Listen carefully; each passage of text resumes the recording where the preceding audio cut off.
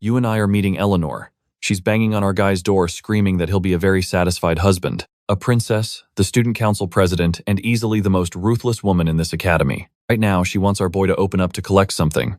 And no, it isn't rent. Our bro on the other side, pretending he doesn't exist. Just praying to every god that she leaves. She doesn't. Instead, she stabs the door, slicing right through it. Our boy screams in panic, yelling that breaking in is against academy rules. As president, she should be punishing people for this exact behavior, but she just smiles. Unfortunately, as the president, she does whatever she wants. She demands to know why he avoids her. But before he can even answer, a cat-eared girl pops into the window asking what the hell is happening. That right there is Saris, a professional assassin who has dropped thousands of victims. Eleanor warns her to back off. If Sarah sees what she does to him, she'll finally understand the massive gap between their power levels. Saris just sticks out her tongue.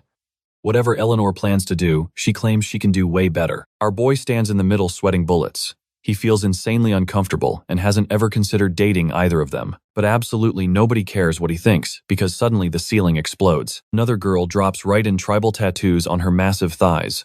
She announces the wedding preparations are finished, and he just needs to come with her. Now watch closely. A chain suddenly flies across the room, wrapping around another girl who just strolled in complaining about all these snobs. She claims he needs to live a calm, normal, married life with her. But wait, the cast is stacked. A fiery little witch appears. She claims he has belonged to her forever, so everyone else should just forfeit. He is magically bound to only love her. 5 women. 1 room. All wanting him, all ready to kill each other, and this poor bastard stands center stage knowing he can do nothing. He is weaker than all of them. So the real question is, how on earth did a guy with 0 stats, 0 skills, and absolute 0 game end up with the most dangerous academy women fighting over him? It was not his face card or his riz. It was actually a crazy secret talent he received. See, this dude used to be just a regular guy on Earth. He played a game called Savior and Ascension, beat it, loved the ending, and boom, woke up inside the game. Shoved straight into the body of Dowd Campbell, the son of some irrelevant viscount from a farming town. So forgettable it barely even gets a mention in the original story. F rank in every single stat. But what he did have was a natural talent that only activates around highly dangerous people. The more evil or threatening someone is, the more wildly attracted they become to him. I know what you're thinking, horrible luck, right? Nope.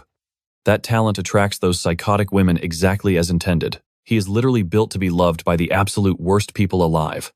And naturally, the most dangerous characters are girls destined to destroy the empire. Way before any of that chaos and joining the academy, his father warned him to keep a low profile. No trouble. Do not stand out. Dowd agreed completely. He planned to keep his grades low and live totally invisible. That plan lasted about 2 panels. Because on the academy train, he ended up sitting directly across from Eleanor. The woman fated to become the final boss. Total as death vibes. An absolute menace that would have anyone barking for her on command. A princess with a demon sleeping in her bloodline, who eventually loses her mind and builds a literal mountain of corpses. And when the train gets attacked, a massive rock comes flying straight at his head. This absolute genius decides his best survival strategy with F-rank stats is diving right on top of her using her magic necklace as a shield. It actually worked. He survived. But she genuinely thought he was trying to protect her. She smiled, asked for his name, and swore to never forget it. And just like that, his dangerous talent activated for the very first time. The final boss was now highly interested, fully believing he risked his own life to save hers. But the real disaster happens during the entrance duels. Everyone pairs up, leaving only one person left, Alia Chrysonex.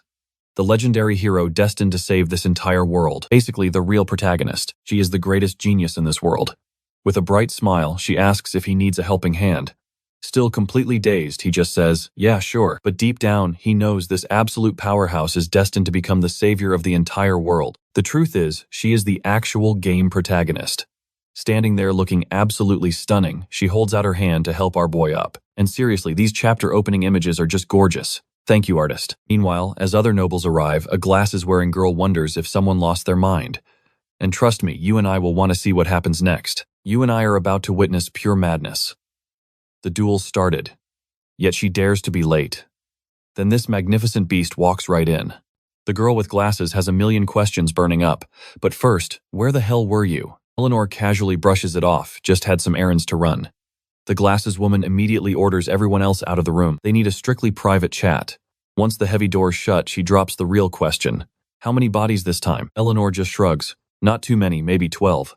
Some assassins tried taking her out, actually having the nerve to strike again after that whole train disaster. The woman sighs hard, saying the academy should have handled it.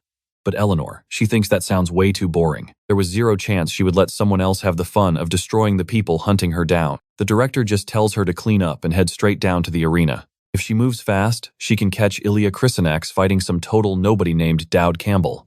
Never even heard of him. Eleanor finds that super weird. That kid definitely did not seem like the flashy type. But smirking, she thinks to herself, he is a little bit different, is he not? Meanwhile, our guy is literally shaking in the arena center. The entire crowd is screaming insults, calling him a pathetic country bumpkin. He knows his stats are complete trash.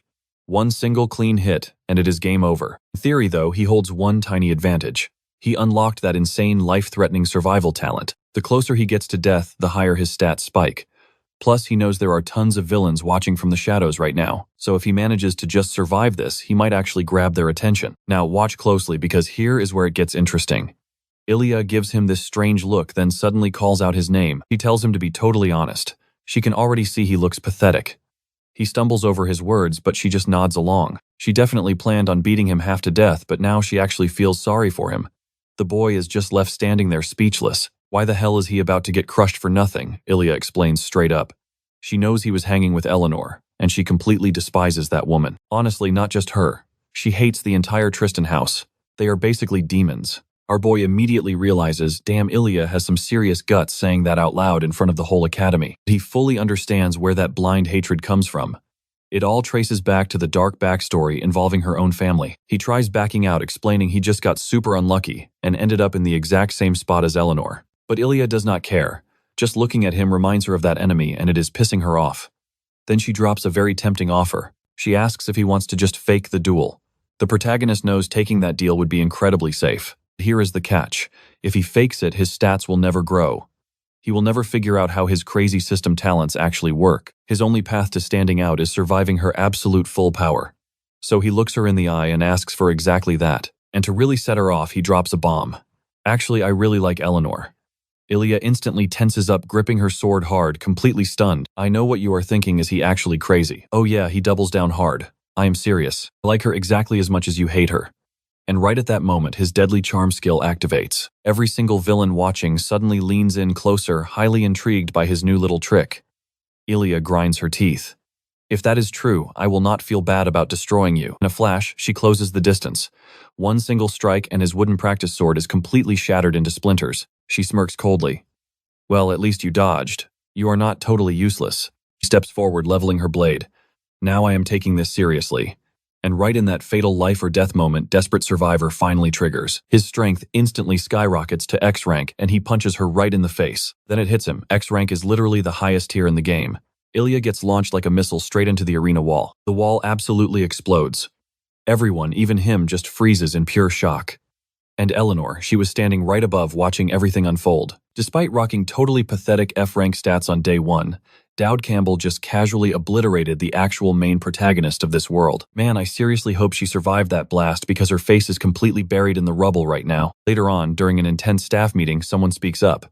That kid has to be a total fraud. This makes zero sense.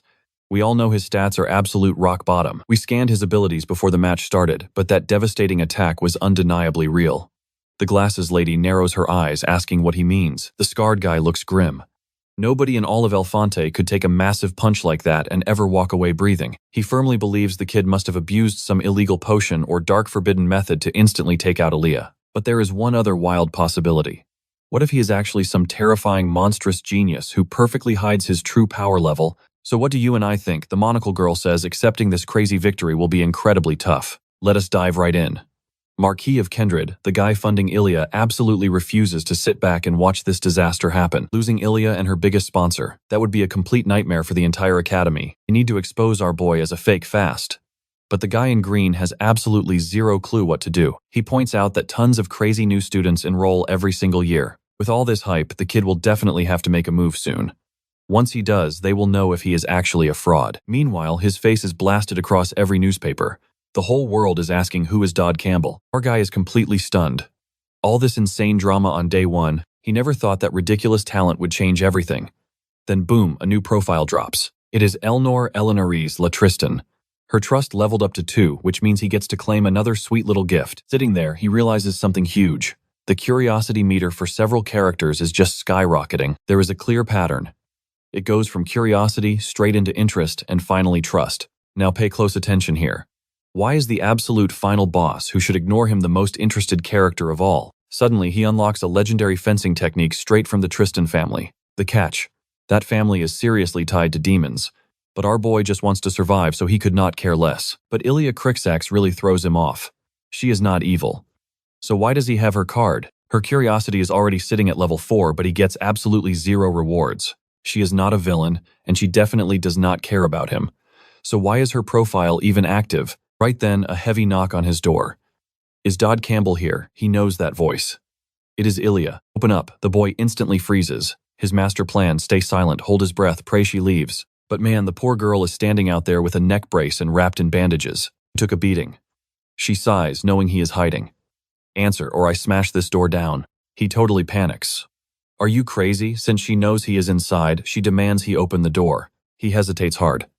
What does she even want? You and I both saw that, right? He beat her so bad she caught feelings. Fully healed and smiling, she wants to get closer. Welcome to the insane academy life, I guess.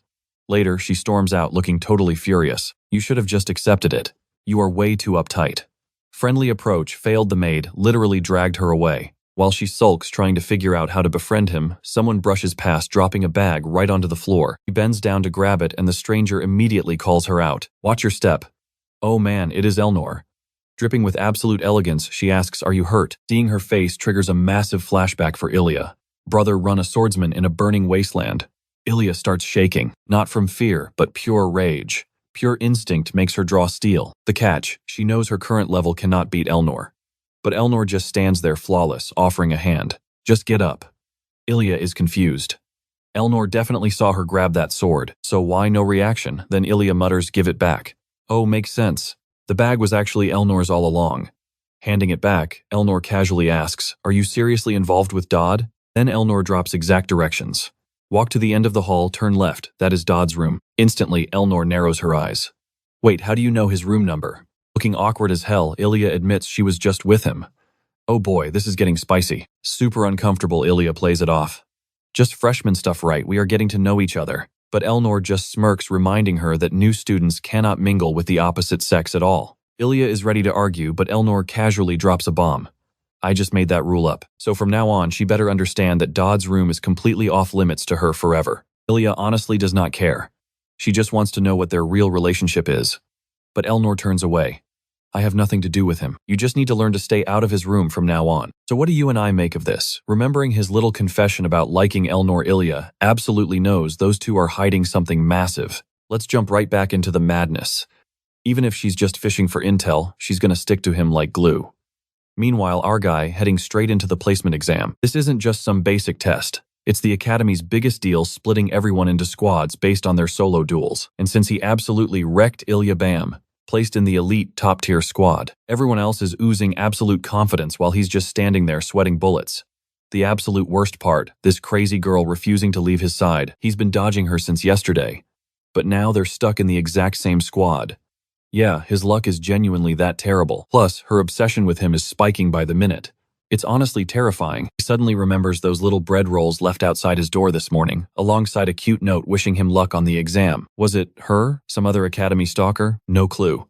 But either way, the red flags are flying high for our boy right now. On the bright side, this exam is a major plot point, so things shouldn't derail too heavily from the original story. Wait, his system flashes. An event tied to Elnor is triggering. And speak of the devil, Elnor strolls in looking perfectly fine, announcing she's the one supervising this whole exam. He instantly knows the truth. With her running the show, chaos isn't just likely, it's absolutely guaranteed. Meanwhile, the faculty is hyped, all gathered to watch the underdog who crushed the hero in action. Elnor barks at everyone to move out, leading the pack to the testing zone. Even the staff is impressed, whispering about how insanely hard the students are grinding this year. The squad marches down a creepy, dimly lit hallway. Ilya looks around, asking, wait, is this part of the exam? But our boy knows exactly what's up. The door's sealed shut, the lights completely dead. Now pay close attention. Elnor's event triggers and he realizes instantly this isn't an exam, it's an ambush. The system flashes red, confirming his worst fear. Assassins are incoming. He stays dead silent.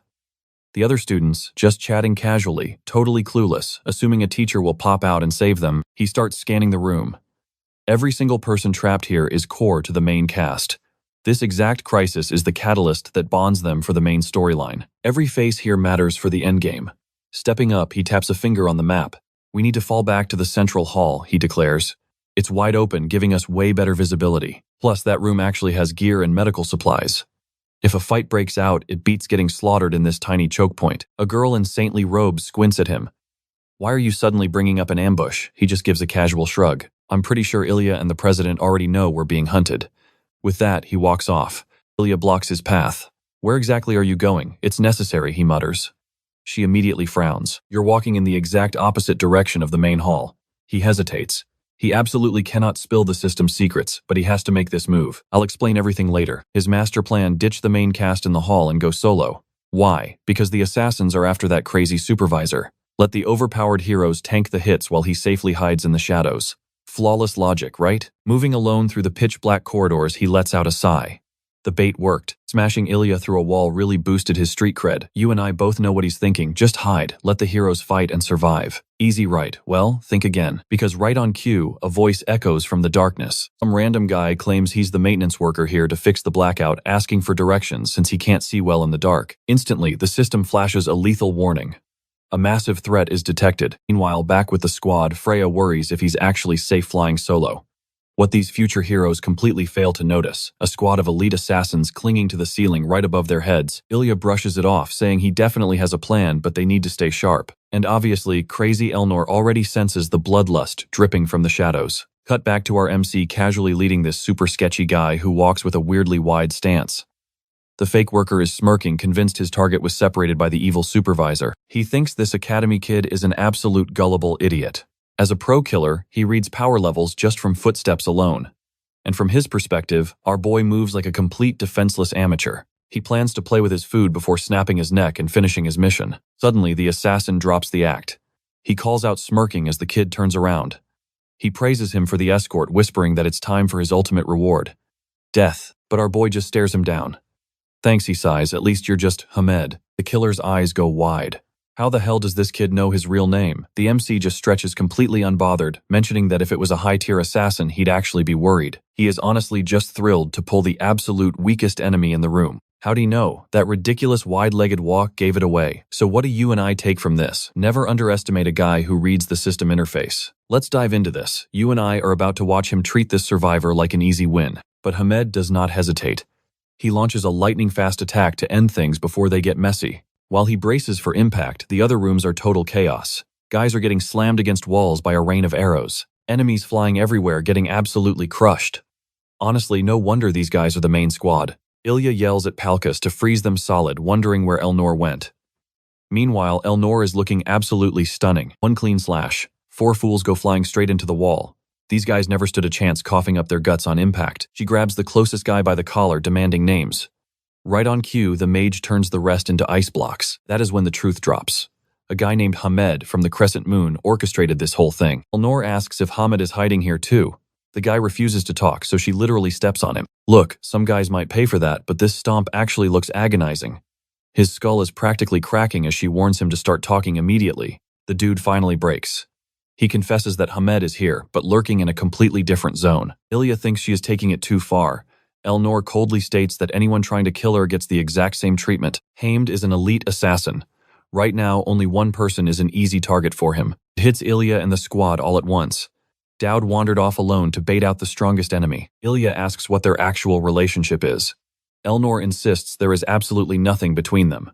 Honestly, she barely even knows the guy yet. Oh, so she wants to get to know him better. Wow, what a sly move. Watch closely, here is where it gets wild.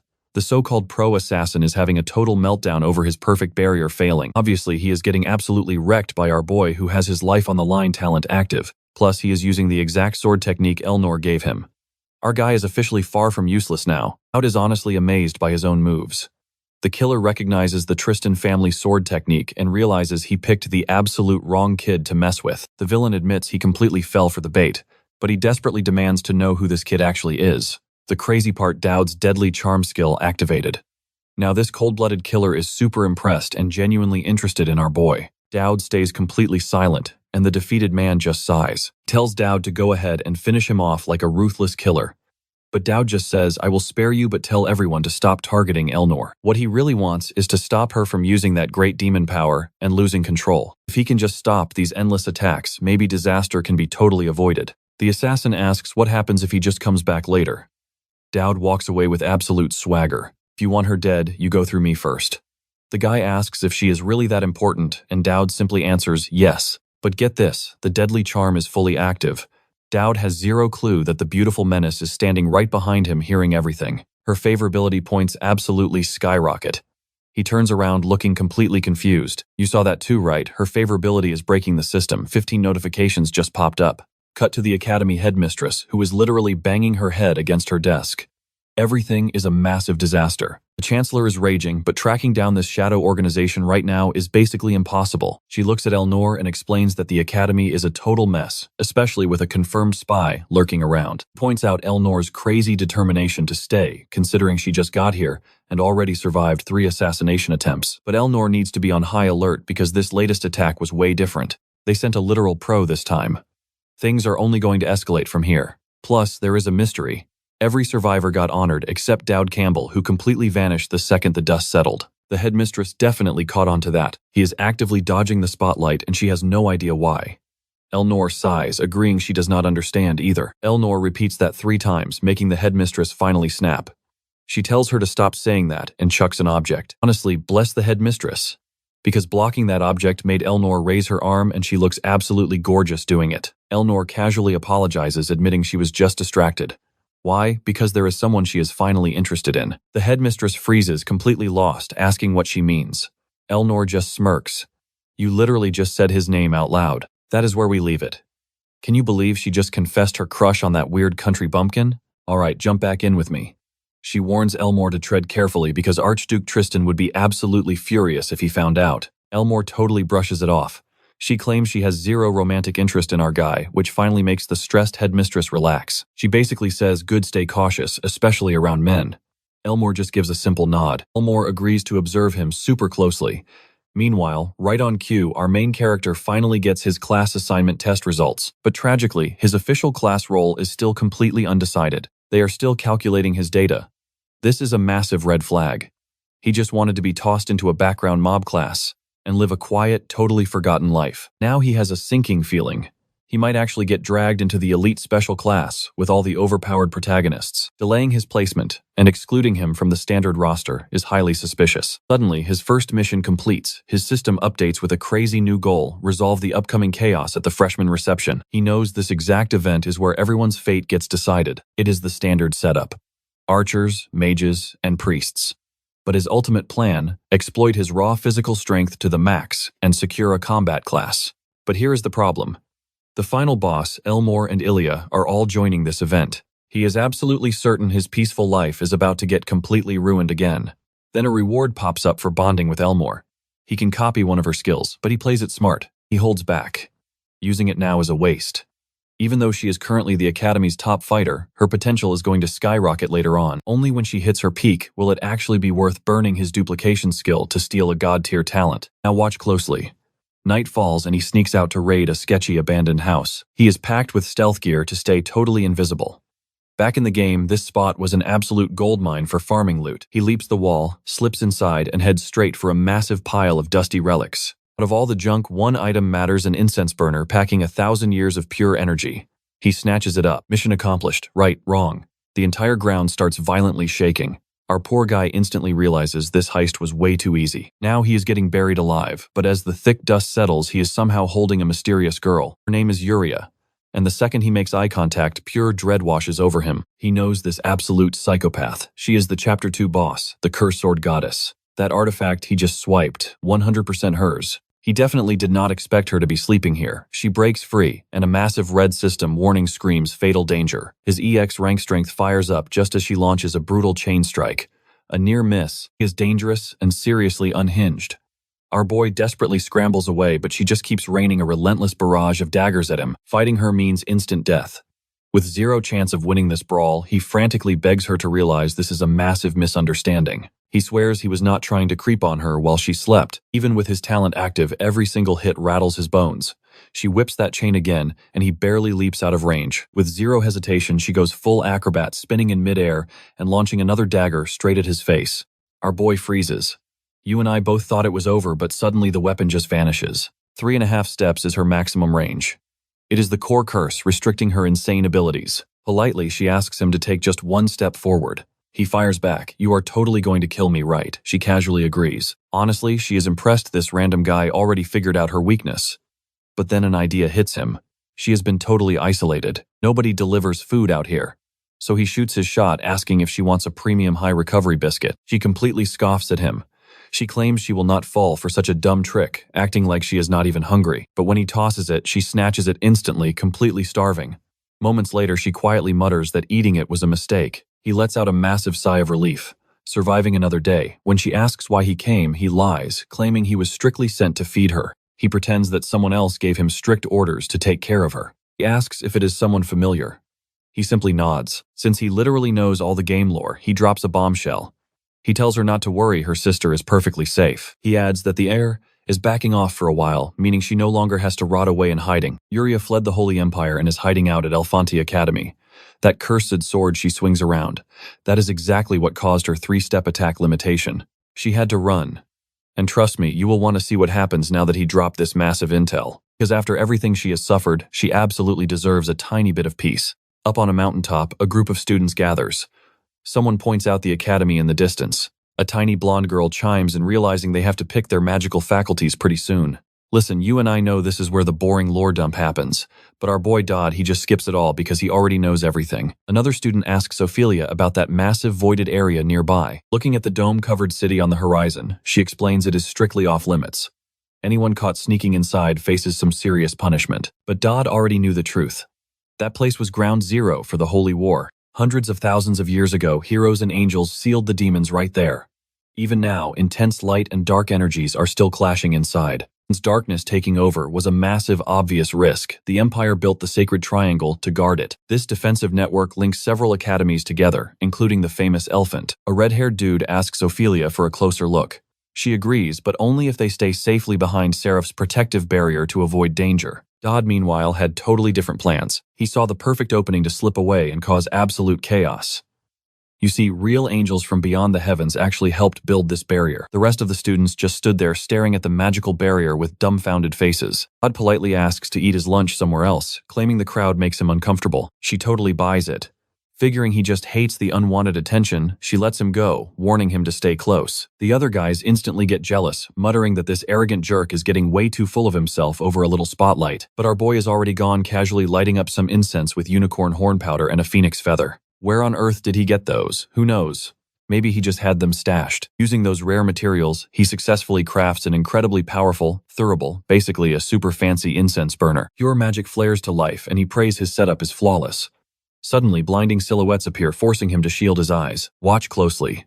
You and I are seeing something normal people never witness. A massive explosion of light erupts, revealing voices talking about the Allied forces. A guy yells at a recruit to keep the ground perfectly even. Stop digging around. And then the vision clears, revealing real, actual angels. They stare back, completely confused about a human watching them. Honestly, seeing these divine beings is pretty epic. But the angels just keep questioning why some random kid is staring at them. The commander just waves it off, ordering everyone back to work. Meanwhile, our boy is peeking through his tiny portal, observing their every move. Suddenly, a loud horn blares as a heavy transport arrives, hauling in glowing sacred blocks. They had an endless supply to keep construction moving. A blonde angel yells at a slacking worker to drop his snacks and hustle. Dodd just chills and watches as the bald angel commander keeps screaming at his entire crew. I know what you're thinking. Angels doing manual labor, crazy right, but our guy is just calmly watching the sacred block delivery unfold. Dodd already knew that the angels in this specific realm operated exactly like a strict military force. They followed a brutal hierarchy where the highest-ranking commanders obviously held absolute, unquestioned authority. In the original game, you couldn't even meet angels until Chapter 2, and only by kissing up to the high-ranking bosses. Luckily, their desires were incredibly basic and straightforward, making them super easy to manipulate. Our boy unpacks his meal, muttering a quick thanks for the food.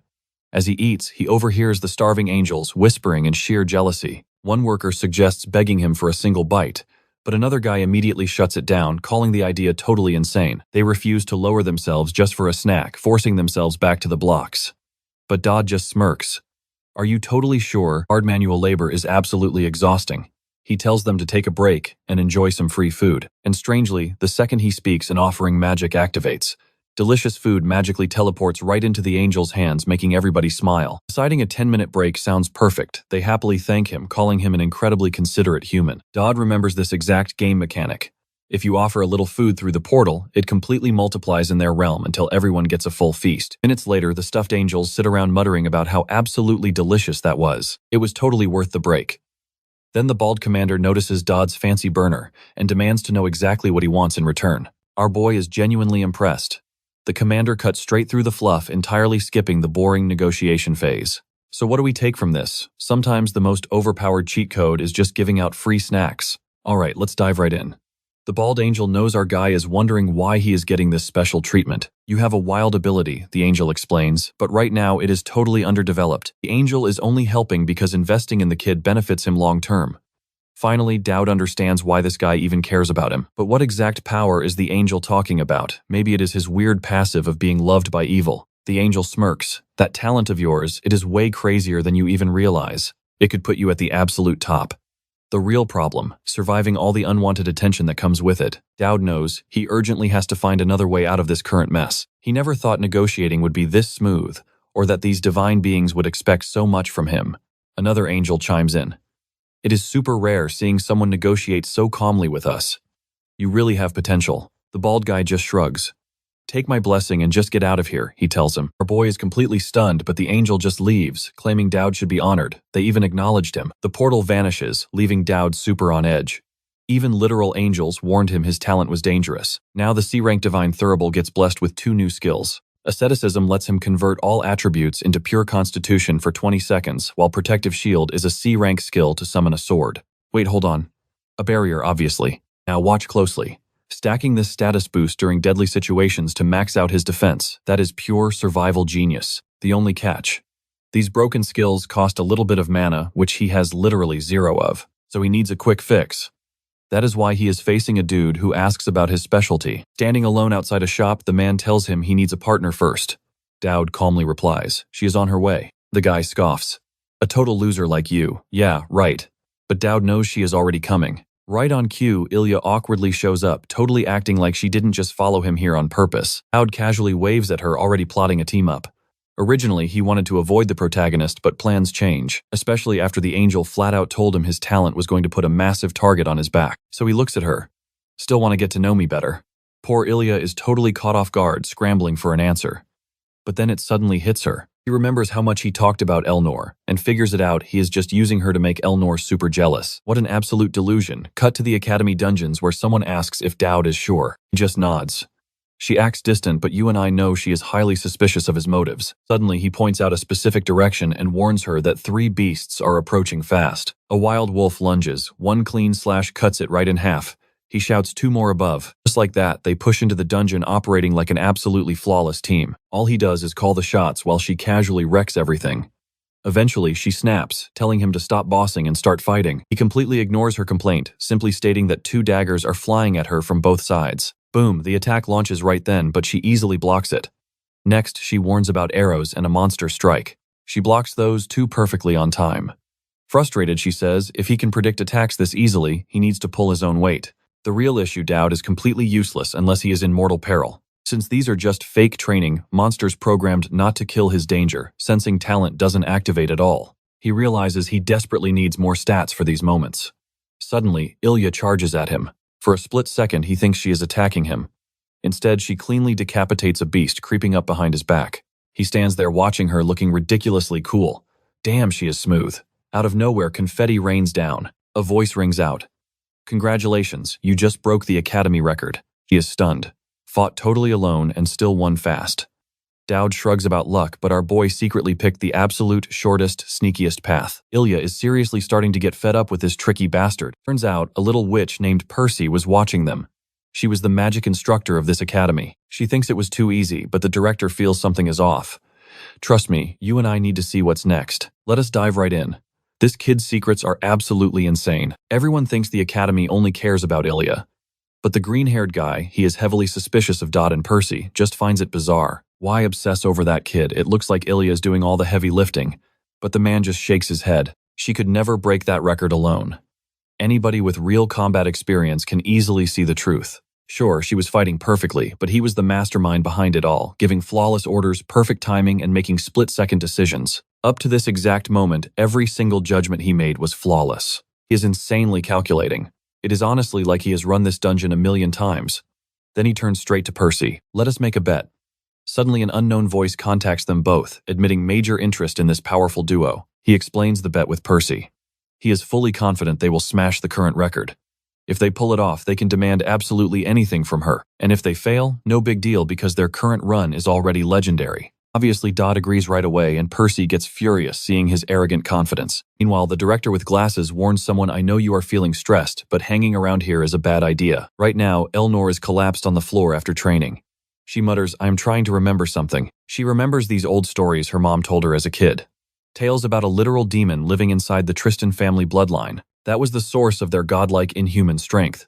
But naturally, the steep price was slowly losing their absolute sanity. And that is exactly why the strongest people in her family always go completely crazy before they die. The director asks, why bring this up now? Elnor simply brushes it off. It is nothing. Watch closely now because this right here changes everything. The woman sighs, revealing Dodd Campbell is currently testing with the hero candidate. The artist really went off with this intense Elnor scene. She narrows her eyes. Who exactly is this hero candidate? The woman replies, Ilya Krysonax. Elnor is in total disbelief. Those two are teaming up. She shuts her eyes, exhales sharply, and mutters, I am heading over there. Cut back to the dungeon. Ilya is interrogating Dodd. What is the plan? She knows he is skilled, but his pure confidence is getting totally ridiculous. Dodd knows every single monster weak point and attack pattern, but he cannot expose that just yet. So he just smirks. Everything will be fine, because you are right here with me. The girl blushes hard, grumbling that she is not falling for his smooth talk. Then the red-haired guy drops a suggestion. You can crank up the difficulty to score extra points if you want. Dodd immediately fires back. Give me the absolute highest difficulty possible. Percy is losing her mind. That is completely impossible, but he just shrugs it off. It is worth a shot. Obviously, Ilya is absolutely furious about this. A guy standing nearby chimes in. Now that you have triggered it, there is no stopping. Meanwhile, Percy casually sips her tea. Fine, but just know this. At max difficulty, you are in serious lethal danger. Because the voice comms were open, Ilya heard every word and the panic is setting in. But the green-haired guy reassures them. If it gets too dangerous, we just jump in and save the students. Then he makes the chilling announcement. Slaughter mode is now fully activated. Time to prove your real strength. Ilya is clearly hating this, but she just bites the bullet and accepts it. I know what you are thinking. Who is that crying guy? No idea, but Percy is definitely praying for them to fail. But the game has changed for our main character. These beasts are hyper-aggressive and deal real damage. Lethal danger is officially detected. Since this kid is a total wildcard constantly flirting with death, the system automatically kicks him into full maximum power. He readies his blade, and one massive slash instantly decapitates the giant pig monster. Honestly, it looks way more like a rhino. Instantly, the green-haired guy calls it. He knew it all along. The kid was completely hiding his true power. Ilya looks stunning but confused, wondering why Dodd always hides his godlike strength. But our boy is locked in ignoring everyone and just massacring monsters. Percy, on the flip side, is absolutely shocked. How is this possible? Up until now, he looked like a total weakling. However, the green-haired guy tells her she has to realize this kid loves playing the weak fool. He totally gets her shock, though, because he had the exact same reaction the first time he saw it. And mark his words, the stronger these monsters get, the stronger Dodd will become. Meanwhile, Ilya is out there landing some seriously devastating kicks. This girl is an absolute powerhouse. And now our boy is in full beast mode, flying through the air and destroying everything. And trust me, you and I can definitely appreciate the artist giving her all this amazing extra attention. There she is, standing her ground, an incredibly reliable partner. But wow, she is facing down a massive giant ant. She screams for our boy, who launches into the sky, glowing like an absolute superstar. He even unleashes a sword technique from the Tristans called Lavupe. Stick with me here. A flurry of strikes absolutely shreds the giant ant, and just like that, our incredible dynamic duo manages to shatter the record. Right as he kills the giant ant, she jumps straight onto its back. Our boy realizes he got totally distracted, but suddenly the thing explodes. The green-haired guy praises our hero, calling them incredible for breaking a record like this.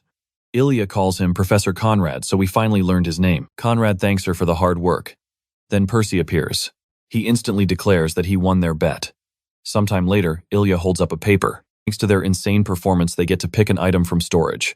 Plus, they can ask Percy for any favor. She is absolutely glowing with happiness. And our boy knows this is a massive prize ordinary students never get. Right then, Ilya asks how he always stays so incredibly calm.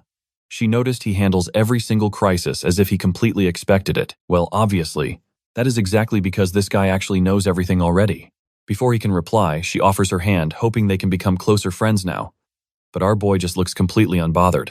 Come on, man, show a little more hype for the girls. Even so, he lightly taps her hand. You can literally see her curiosity hitting level 5 on screen. Her trust meter is skyrocketing right now. Then she runs off super excited for tomorrow's DOD. Someone nearby whispers that she might be friendly or just crazy, and our boy totally agrees. This person is our beloved girl, drawn with absolutely gorgeous detail. Out of nowhere, she asks if he likes that freshman. Our boy completely freezes up, trapped in that terrible spot of having absolutely nothing to say. But hey, at least his desperate survival skill did not activate, so he felt a little safe. The question is just weird since he is her boyfriend or something like that. Beautifully drawn as always. My god, the artwork is insane. She warns him she will not repeat herself. Alright, game on. He needs to confess if he likes the freshman. Then danger is instantly detected. Now watch closely because his life is literally on the line. He has to answer. The tension is dragging out forever. She stands there looking gorgeous, waiting for an answer, while he panics in total silence. Playing the absolute fool, he finally gathers his courage and claims he was just missing Elnor during training with Ilya. She looks a little confused, saying that is pretty sudden. He has zero clue if this smooth talk will work, but fighting her is a death wish. His only real option is pure flattery. Elnor smiles, asking if he missed her this entire time. He nods, but now she demands to know why. Oh man, he needs a much better excuse than that. Our girl suddenly looks awkward. Unsure of what to say, she fixes her hair and drops it. She tells him to just forget it. She is acting weird since the train incident, but reminds him of priorities. Dowd is completely confused, having absolutely zero clue what this crazy girl is talking about. Then she hands him a letter, claiming she came all the way here just for this. This fool actually wonders if it is a love letter. Yeah, right. Looking super shy, she admits she planned to give it tomorrow but could not wait. She turns around looking absolutely stunning and orders him to only read it when completely alone. I seriously doubt it is romance. Probably a threat. He holds it, nodding in agreement. Next scene, he immediately regrets opening it. The craziest possible thing just happened. You and I both saw that coming, right? A fake couple request. Is she protecting him, or does she want something more? I really doubt she is completely in love with our dear Dowd yet. But that is not his biggest problem. All he actually has to do is stick by her side at the welcome party. The real issue is the penalty if he rejects her. It ruins her attitude and destroys her affection level, making it insanely hard for him to unlock new skills. Then a sudden knock on the door. He opens it. Of course, it is Ilya, who immediately jokes that he is getting much smarter. Wow. Wait, she brought a letter too. This lucky guy. I want to steal his life. Without thinking, he blurts out about getting another letter like this. She immediately pauses and asks what he means. Did he already receive one? He quickly panics and says no, claiming he just got confused. She says it is a surprise gift for spending time together. She runs off, citing weird rules. Trust me, you and I are going to want to see what happens next. Before he can even speak, she bounces away, shouting at him not to forget. You and I both know exactly where this is going. Welcome to the party where absolutely everyone wants our main guy. He rips open the letter, praying it is different. Like a simple duel challenge from Ilya. Nope, she called it a surprise, which obviously means a romantic invitation. The showdown between the final boss and the protagonist just kicked off way too early. The massive problem. This literally never happens in the original plot. So why is he stuck with these insane choices? If he picks Elmore, the main character instantly flags him as a total villain. Picking Ilya means Elmore hates him, and she might just go full demon mode and slaughter absolutely everyone. He could reject them both. Sounds safer, but honestly, way too much of a gamble. They are still just in the crushing phase, but this is a massive disaster. How on earth does he escape this trap? Then it hits him. A totally reckless idea. Why not accept both? Boom, cut straight to the welcome party. The crowd is whispering about the VIPs, and suddenly someone announces their arrival. Right in the center of this gorgeous hall stands our snobby Ilya. She takes one look and calls the crowded room a pigsty. She glances at our boy, thanking him for tagging along. But seriously, what is up with that hairstyle? It looks absolutely terrible. They casually stroll side by side. But this sneaky genius, he dropped a massive 1,000 points on a clone skill just for this. It is the most basic clone ever.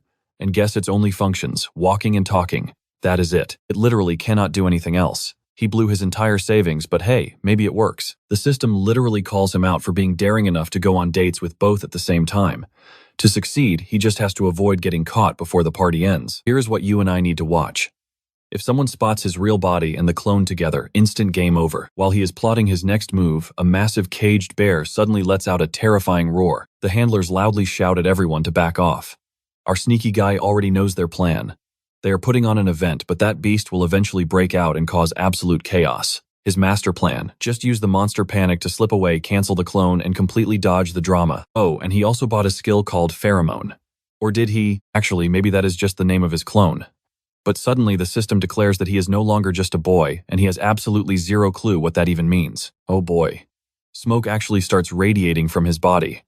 And right at that exact moment, Elmore appears smiling and saying she finally found him. She leans in, noting a strange scent, and asks if he sprayed something on himself. He completely panics and lies, claiming he walked through some flowers, and the scent just stuck. But wow, this girl does not hold back. She straight up admits the scent is driving her absolutely crazy. You saw this coming, right? Now he is desperately trying to scrub off that pheromone scent before things go totally critical. Too late. The system immediately notifies him that the pheromone effect hit Elmore. And now she is fighting for her life, trying to resist him. She suddenly turns to him, murmuring that it is strange she never realized just how incredibly masculine he really is. Our guy is literally combusting internally. He quickly fast walks away, making up a quick excuse about how they really need to hurry to the crowded event. His brain is working overtime. He must keep his clone talking perfectly while surviving this solo date with Elmore. Meanwhile, poor Elmore is literally panting heavily, trying so hard to calm herself down. Praying she does not do anything crazy, he quickly asks if she wants food. She instantly agrees. I mean, why not? He specifically goes out of his way to buy greasy wild boars on a stick. It is an active sabotage attempt just to make Elmore like him a little bit less. Since she cares so much about her elegant appearance, greasy food like that should be a massive turnoff for her. When the pheromones hit, logic dies. She excitedly cheers and declares that she absolutely loves those things. Well, so much for his theory. Guess he is still totally figuring out her tastes. Still desperately trying to kill the friendly vibe, he fakes a gag and complains the food tastes awful. But she just playfully asks why he is still eating it if it is so bad. At this point, he is genuinely terrified of her intense obsession and just desperately wants to keep his distance. At the absolute minimum, he has to keep some space between Elmore and Ilya, or things will get brutally complicated. Stopping by a jewelry stall, she asks if he sees anything.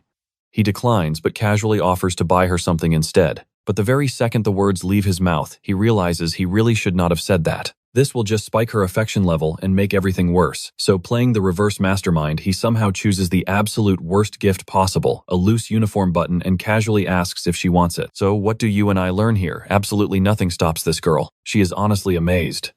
He was paying so much attention to her, he actually noticed she was missing a single button from her uniform. Our guy just wants the floor to swallow him whole under her mischievous little smirk. Later on at a table, she asks if he has picked a major yet.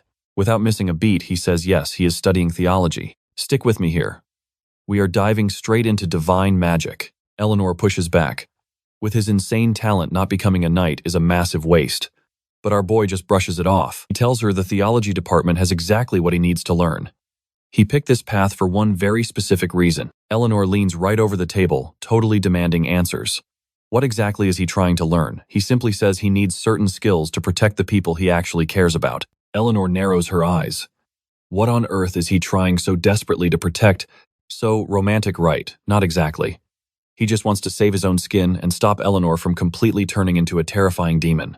Cleric abilities are absolutely perfect for keeping him alive, and they let him take care of her too. Smart move. So he plays it smooth, claiming he has wanted to protect someone since childhood. Now pay attention. You and I know a massive event called the Secret Society is coming. The boss of that chapter is completely immune to everything except holy magic. He has to prep. Suddenly, the stunning Eleanor asks if that is why he is getting so attached to her. She knows everything about the dark Tristan family curse, and she knows he does too. Our boy nods, confirming he is absolutely talking about the curse that drives her whole bloodline completely insane. And he is dead set on preventing it through intense mental training. Eleanor looks dead serious now, asking if he actually knows a cure. He cuts her right off. He knows about the blessing of the angels. It is a literal miracle where two archangels grant their holy blessing to one person. Eleanor admits it is real, but it is basically impossible. Even with all the massive power the Tristans have, they could never actually get it. That is why they are feared. She demands to know his real endgame. Why keep getting closer when he knows the risks? Our guy is basically cornered here. You would think he wanted distance, but he looks her in the eye and says she is the one he wants to protect. Looking beautifully confused, she asks why. He just flat out says if he does not step up, she is going to die. That is the brutal truth. No hidden motives at all. She gets visibly flustered, nervously playing with her hair. She admits she always knew he was a total weirdo. He just smirks, saying he gets that a lot. And just like that, he has laid all his cards on the table. He really hopes that is enough to satisfy her intense curiosity. To another part of the party. Ilya is also calling him weird. The poor girl is walking right next to his clone, wondering why he is being so incredibly quiet today. She asks how they even ended up down in this creepy basement. She glances back, thinking she really needs to get closer to him to uncover the Tristan family secrets. But honestly, she has zero clue how to handle a guy like this. The pure truth is, she is terrible at dealing with men in general, and it is driving her absolutely insane. Let's be real, we would panic too. Plus, why exactly is this basement packed with giant caged monsters? She is basically talking to herself since the clone is totally silent. She guesses they are just Academy lab experiments, but leaving all these dangerous beasts near the students is wildly irresponsible of the professors. She looks over completely baffled as to why massive monsters are even kept down here. Walking up to a cage, she suddenly realizes the locks are completely broken. And then she spots it. A strange device beeping rapidly right next to the beast. Before she can even blink, boom, the clone instantly swoops in to save her. This absolute madman is literally flirting upstairs while his clone rescues another girl from an explosion. Everyone in the hall is completely stunned. Our boy took the blast. His back is totally burnt to a crisp, but he saved her life, and his romance points are skyrocketing right now. Barely holding on, he just casually mutters that it is his job. She panics as he instantly collapses beside her. But before she can even help, the giant monster breaks totally loose. And yeah, these are high-tier Academy beasts. Ilya thanks him for the save, declaring it is finally her turn to protect him. Suddenly, a glowing system mission pops up. The objective: save as many students as humanly possible. Upstairs, he sprints off without a second thought. He leaves Eleanor behind, shouting that he has to fix this, and she needs to stay safe. She yells out, asking where he is going. He just shouts back that the students need a protector. Back downstairs, Ilya is exhausted. He dismisses the clone and drops in himself. Trust me, you and I are going to love this fight. But then he spots her already on the ground, the entire area completely destroyed. You and I both know that, look, she's glad he's alive and her status just upgraded from curious to interested. The main scenario just completely changed. She drops a bombshell, one of the monsters escaped, and yeah, it's the absolute biggest one. She warns him it's likely roaming the first floor. They have to hunt it down before more students get killed. Our guy knows the rules. Ignore this and the system hits him with a massive penalty. Meanwhile, the students are panicking. They're face to face with the giant beast, its eyes glowing blood red. One guy throws up a barrier, but it's cracking. He desperately screams for a professor to help. The monster smashes it and the shield shatters. Eleanor steps up, announcing that the Chancellor and Professor Conrad are nowhere around. Worse, her angel's blessing is locked. She orders the priest to cast a shield, but the guy straight up refuses. Impossible, he says. A sacred barrier isn't a skill just anyone can pull off. He claims they just need to wait for the knights to arrive.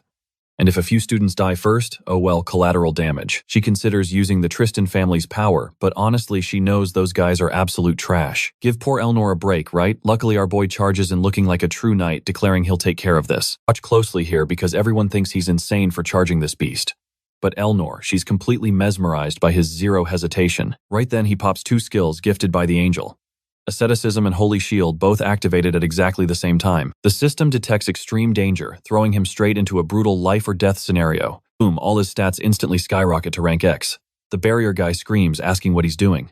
Our hero just says to evacuate the students while he buys time. Thanks to asceticism, every single stat converts directly into pure defense. He's dealing 0 damage right now, but that holy barrier flashes up just in time to tank the monster's devastating hit. The professors instantly recognize the sacred blessing. The beast just keeps furiously smashing the shield, but our guy stands his ground like an absolute tank. Eleanor is frozen in place, totally stunned. Honestly, she's definitely falling for him even harder. Meanwhile, some random guy in the back is whining that real priests need decades of training to use a skill like that. Bro, he's literally doing it right in front of you. Take notes. Honestly, Eleanor admits that with his track record, she's not even shocked anymore. Watching him take those hits, she realizes he shatters her expectations every single time. Finally, that clueless priest realizes this isn't just some ordinary barrier. It's strong enough to easily hold back a boss-tier beast. Then a voice suddenly snaps at the guy to shut up. Ilya steps in, slapping the back of his head, calling him an idiot for taking so long to figure it out. Eleanor asks where she was. Ilya casually explains she was clearing out basement monsters but accidentally let this massive one slip away because of its strength. I know exactly what you're thinking, and Ilya agrees. How on earth is Dowd using that blessing? From her experience, pulling off a move like this takes 10 solid years of hardcore combat priest training. That 10-year detail catches Eleanor completely off guard. She suddenly remembers him saying he had vital business in the theology department. She recalls his sweet promise, swearing that if he didn't protect her, she was going to die. You can practically see her heart melting. Her eyes are softer now, losing that cold, intense glare she had before. Ilya points out that even with a stored blessing, a normal person has a strict limit on controlling that kind of power. She then tells Elnor how incredibly lucky she is. Elnor is confused by the crazy girl's words, and suddenly we get treated to an absolutely gorgeous art panel. Ilya spells it out simply. Dowd is literally throwing his life on the line just for her sake. Just look at the agony on his face.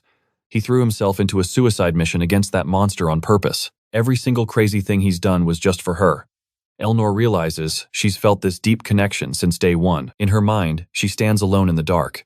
Then a warm light starts moving toward her. I have no idea what that glowing light represents, but she looks absolutely stunning, wiping her sword clean, finally accepting that this boy is built completely different. The beast just keeps hammering the barrier, and these professors, these absolute cowards, just stand there doing nothing. Until finally, Elnor launches forward, delivering a massive strike right to the monster's skull. Not gonna lie, seeing her stand there crying in the rain hits hard. Poor girl. But wow, she still looks flawless. Trust me, this is what we've been waiting for. She lands a devastating clean hit on the beast's head, sending epic sparks flying. Boom, that massive impact sends the beast crashing straight into the concrete wall. Let's jump right back into the madness. Dowd is totally dumbfounded as that monster gets straight back up and lunges at Elnor. Watching her stance, he realizes this is the true Tristan sword technique. The girl unleashes an insane flurry of thrusts. It is so fast, it literally looks like a machine gun firing right into the beast's chest. Still perfectly elegant and composed, she keeps up this relentless assault while the monster just writhes in pure agony. Finally, her blade reaches its neck, and she delivers a devastating Tramontana strike. The beast gets violently flung away again. There is no way it survives that. But our boy notices something. The power she is wielding is completely different from the version he copied, and something else is seriously off.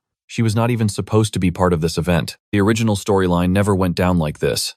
But hey, the official mission is complete, and since nobody died, it counts as a perfect success. The system even pops up, warning him that knights will arrive in 30 seconds. Here is the reality. The professors who love experimenting with live monsters, they are all massive Tristan supporters. So Elnor getting dragged into this mess makes it pretty obvious that her family is somewhat responsible here. Normally, she stays far away from academy politics.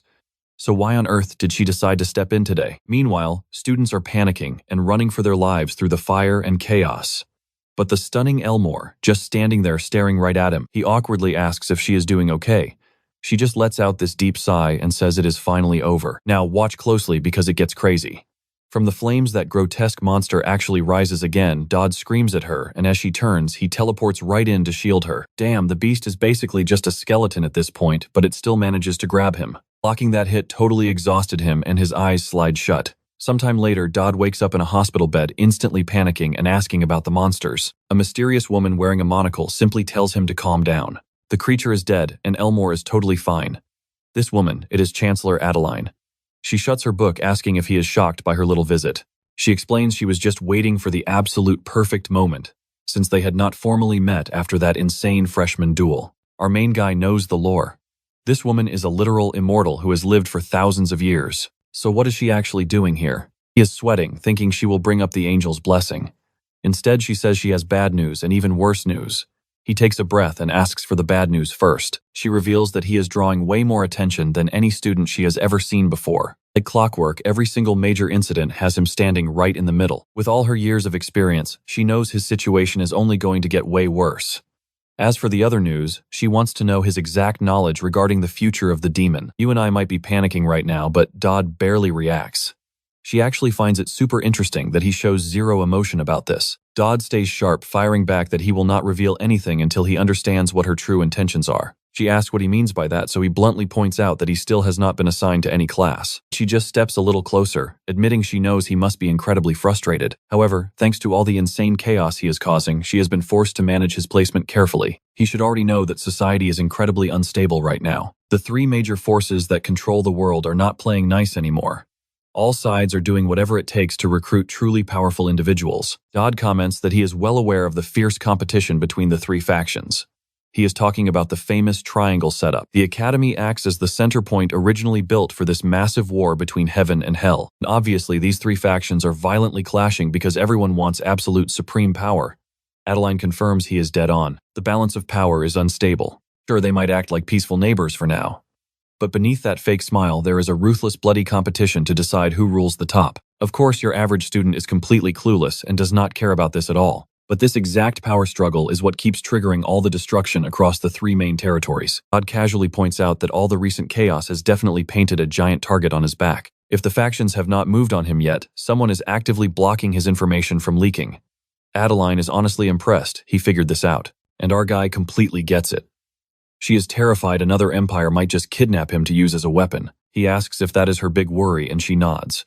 Because honestly, if he gets taken, this entire world is basically doomed. Out of nowhere, Dodd gets a terrifying vision, an illusion of absolute global destruction. Then she holds up a mysterious paper asking if he recognizes the seal. Trust me, this cliffhanger is wild. Dodd recognizes it instantly, the Purifier's seal. Adeline is completely mind-blown. Stick with me here. Our boy already knows the truth. The Purifiers are a shadow cult worshipping absolute fiends. Their one and only goal is dragging these monsters out of the abyss to wipe out everything. The elimination attempt on Elnor, the absolute chaos at the academy, all they're doing. And right now they are actively tracking down the entire Tristan bloodline. Obviously, they are going to strike again. He demands to know why she is dropping all this heavy info, but Adeline just smiles. Unfortunately, that is a massive secret. Instead, she hands him something insane. An interdimensional key, a totally broken item that opens literal worlds. Seeing his shocked face, she realizes he already knows exactly how it works. She promises to keep a very close eye on him. If he performs well, more overpowered gifts are definitely coming. But she makes one thing crystal clear: this conversation never happened. Right before vanishing, she casually asks about his bond with the warrior candidate and the Tristan lady. Our guy just freezes. How in the world does this woman know absolutely everything? He plays it cool, saying they are perfectly fine. Adeline smiles. Keep it that way. Now he is sweating. Why does that matter? Because if that relationship falls apart, the entire world is literally going to end. He is losing his mind trying to figure out this doomsday destiny. But Adeline just laughs, blaming him for getting tangled up in this mess. Now pay attention here. She won't explain why, but the ultimate plan completely relies on those three. After she leaves, he just stares down at that dimensional key, seriously debating if he should just let the apocalypse happen. Getting an item this broken this early in the game, absolutely impossible. Something is very wrong. Suddenly, Conant pops up saying he finally tracked him down. The guy really wanted to talk.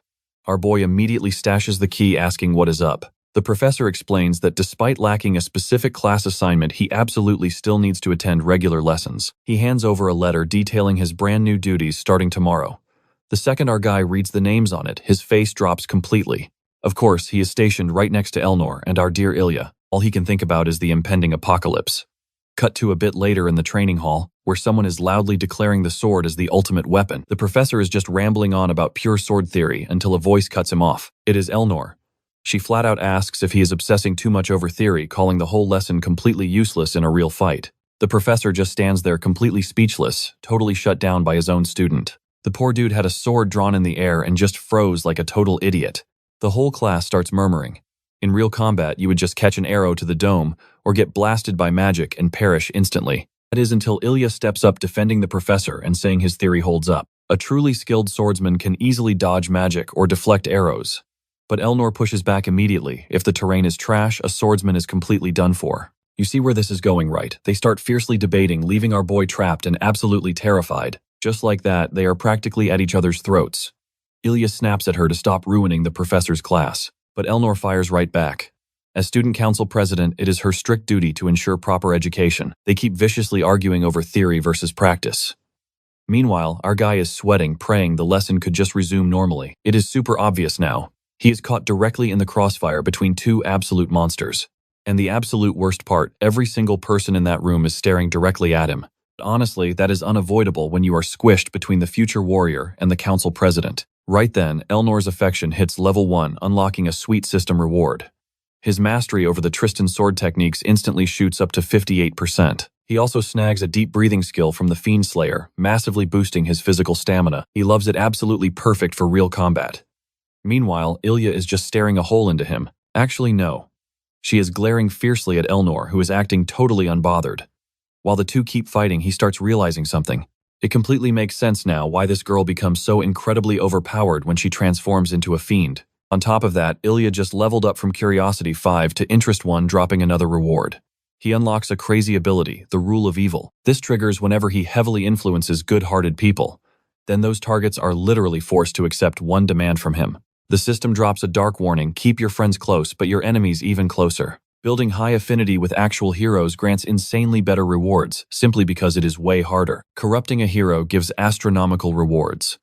So what do you and I make of this? Things are about to get wild. Stick with me, you and I are about to see why this unhinged system wants him turning everyone into villains. Meanwhile, forest survival training begins. Conrad lays out the rules. Super simple. Just head into the dense woods and bring back an item that he will personally like. The catch: they only get 10 minutes. Someone shouts, asking how the point system even works, but Conrad just shrugs. That is entirely up to them. The class president will be judging the loot, and with a smirk, he wishes them luck. Obviously, the entire class thinks these rules are complete garbage. Plus, Ilya is absolutely fuming about that specific judge. Staring blankly at his glowing system screen, our boy is just wondering how to actually corrupt good people. Right then, Ilya, looking absolutely stunning as always, asks if Dodd wants to team up. He brushes her off, telling her to stick with her friends, but she stubbornly insists he is one. But internally, our guy knows this crazy girl needs to stick with the main protagonist squad. You know, the heroes destined to defeat the future demon. And those exact protagonists are just glaring right at him. Ilya officially invites him into their party, but he instantly rejects it. He knows he would just be dead weight in their elite ranks. Looking super sweet, she desperately asks what is wrong. He just coldly shuts her down. It is nothing. They are just not that close. That brutal rejection completely catches her off guard. Visibly shaken, she slowly turns away, muttering that it is a real shame. Even the nun overhears this and looks totally devastated. Our boy worries he went way too far, but getting close to her is basically a death sentence. Right on cue, a loud voice calls out to Dodd Campbell. This smug blonde guy, rubbing his chin, demands to know his exact relationship with the hero candidate. Our protagonist instantly recognizes him. It is Talion Armand, the second best fighter right behind Ilya. Playing totally clueless, Dodd just shrugs and replies that they literally just met. Nothing more to it. Talion snaps back that a top-tier talent like Ilya should not be associating with trash like him. Bam, the rule of evil instantly activates. A system alert pops up.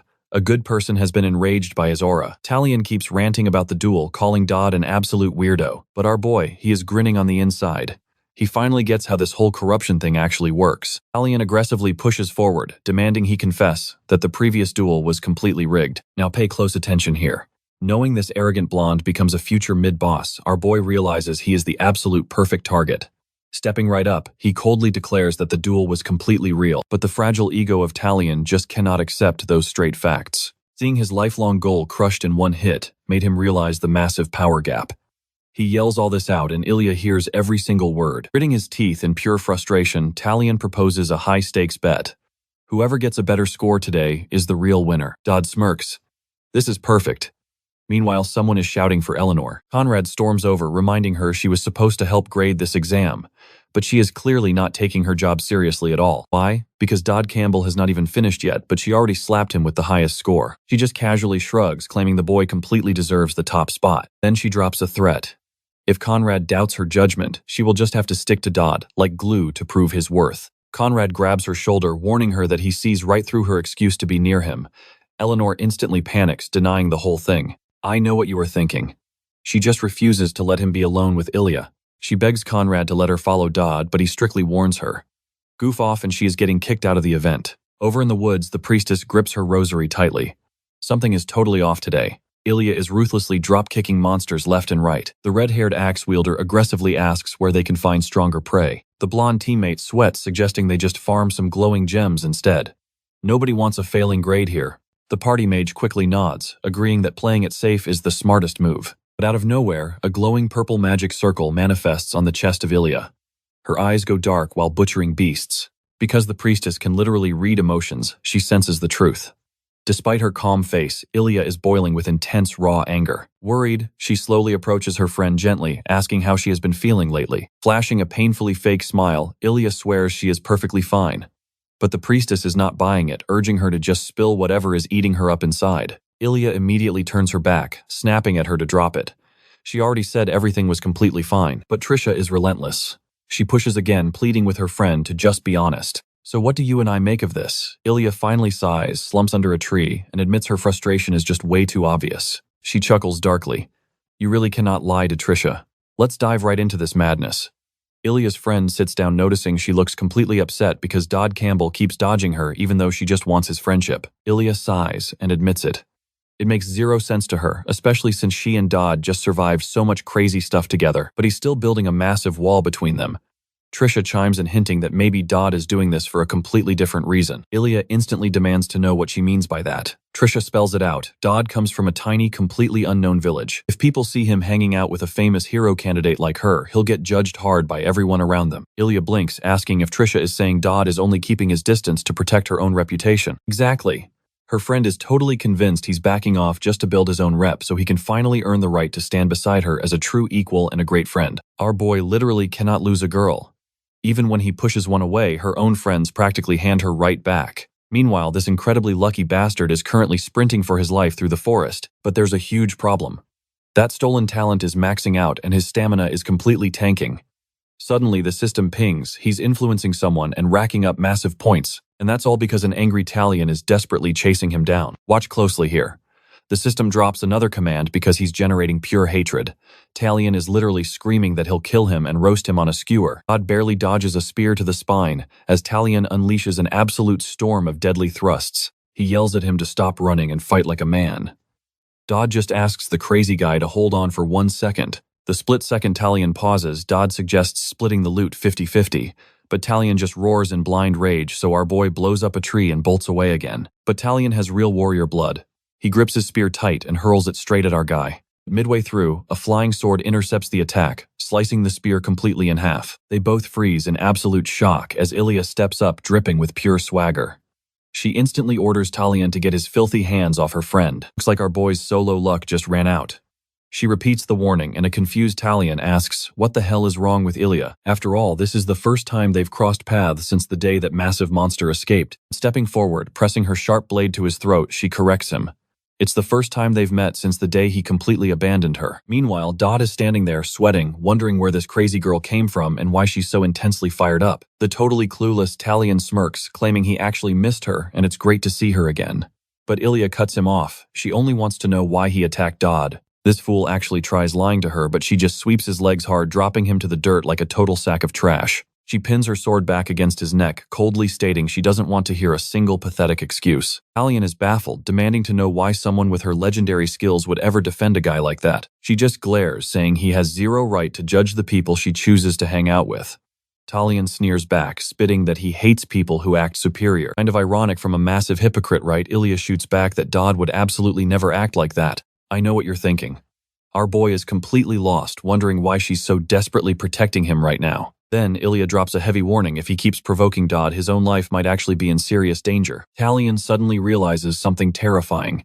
If he had taken Dodd's punch earlier, he would have definitely died. Realizing Dodd isn't some weak fraud, he drops to his knees, begging for forgiveness and swearing he'll never go near him again without permission. Ilya calmly sheathes her sword, saying they can get along just fine now.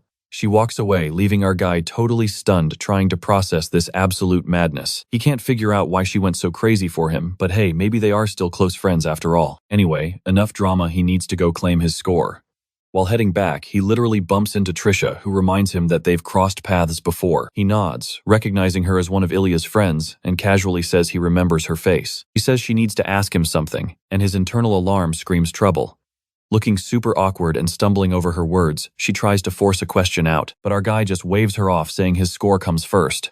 Trisha, however, is finding Ilya's recent behavior incredibly suspicious. Normally, Ilya would try talking things out with someone like Talion, but this time she literally drew her blade to end it immediately. Right then, Trisha realizes Dodd is a massive anomaly, meaning our dear protagonist has a real problem on his hands. By the time he finally arrives to see Conrad, an absolutely massive fight has already broken out. Turns out the professor had to fight tooth and nail just to stop the student council president from hunting our boy down.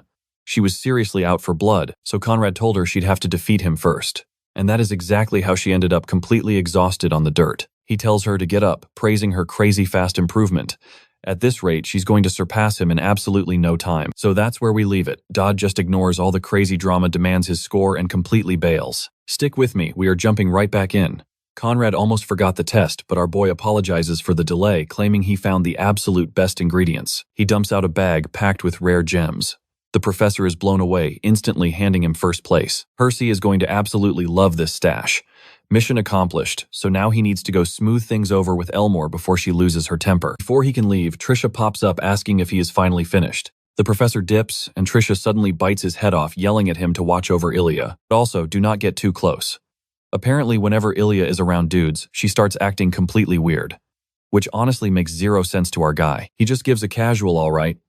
He waves goodbye, telling her to chill out, he has got this handled. Trisha stays behind, sweating bullets.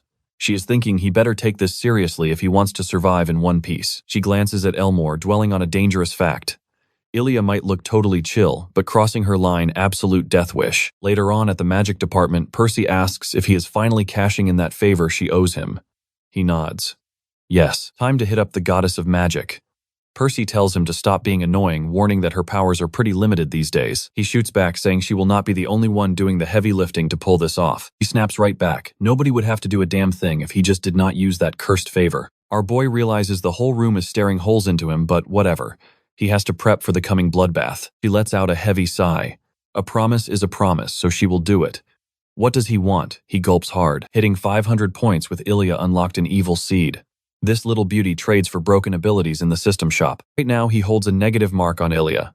That unlocks Rule of Evil. Basically, he can force her to do literally anything. And get this, the exact same rule applies to Talion too. These skills, mixed with all his farmed loot, are perfect for the upcoming war. The only problem, right now his base stats are just way too weak. But he knows exactly how to cheat the system. He demands a cannon strong enough to level the academy. You are probably thinking what Percy is. Has he lost his mind? He repeats the request, stone-faced. She stares at him like he is a total psycho, but admits building one is not actually that hard. The real issue, how the hell does he plan to use it? He cuts her off the contract, forces her to grant ordinary wishes. Technically, a cannon is not some mythical artifact, so she has to build it. Percy argues that an academy-destroying superweapon is the complete opposite of ordinary, but our boy swears he is not going to hurt a single soul. He just needs to handle a massive problem before it completely spirals out of control. Obviously, that sounds even more sketchy. But she lets out a defeated sigh, agreeing, because she trusts he actually has a plan. Since he has been carrying them through the monster crisis, she will show some faith and craft the cannon. And almost whispering to herself, she mutters how insane it is that the Chancellor put so much blind trust in this guy, a guy who is basically walking around with his own personal harem. Honestly, she is starting to think he might actually save the world. He instantly asks what the hell she means by harem. She freezes up. Crap, she said that part out loud. He stands there looking hilariously flustered while he tells her to chill. He has one more request. She asks what, and then it hits him. He gets to pull one item from the vision storage, his epic reward for shattering the record. Later, walking down the hall, it clicks. Cannon permission acquired, but now he needs to hunt down the exact crafting materials. With the interdimensional card, that will be a total breeze. Suddenly, a strange man holding a cane calls out to him. What is this about? Hold up, let us pause. Do you recognize him? That guy looks exactly like the bastard from that blood-stained photo. Yeah, this bastard is clearly the next major villain. He smiles, claiming he never expected to bump into him here. What a crazy coincidence. He introduces himself as Galder Riverback. He apparently runs a charity center known as the House of Purification. Our boy Dodd finds this completely hilarious, but not in a good way. He knows it is just a dirty front for money laundering. This bastard is literally the mid-boss of this chapter, the leader of Blazing Fire. Galder comments that he has heard quite a lot about Dodd, a rising star slaying monsters and hanging close to Elmore.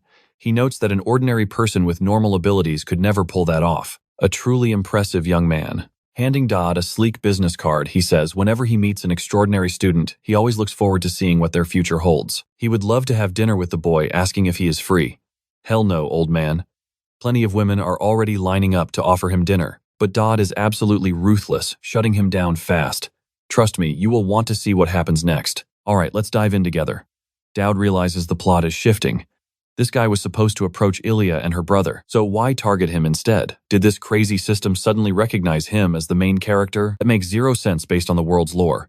So he plays it safe, laughs it off, and promises to consider dinner. With that, the man finally leaves, telling him to meet at the Twilight Eye in 3 days. Dowd is totally cornered.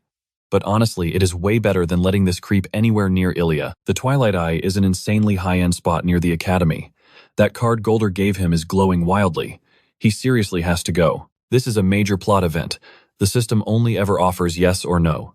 And when the main storyline knocks, the answer is always yes, because deviating from the main quest means instant brutal death. He starts mentally reviewing every person and every insane situation he has survived so far, desperately mapping out a solid escape plan. After breaking it all down, taking out the purifier might actually be possible. But what you and I are wondering is why play Ilya's role? He shakes it off, focusing on the immediate problem. Stepping up, he knocks on a door asking if she is inside. Who exactly, Elmore? And for the very first time, our resident troublemaker isn't wearing her uniform. He demands to know why he is there. He quickly reassures her she doesn't need to step out, they just need a quick chat. She gives him the green light.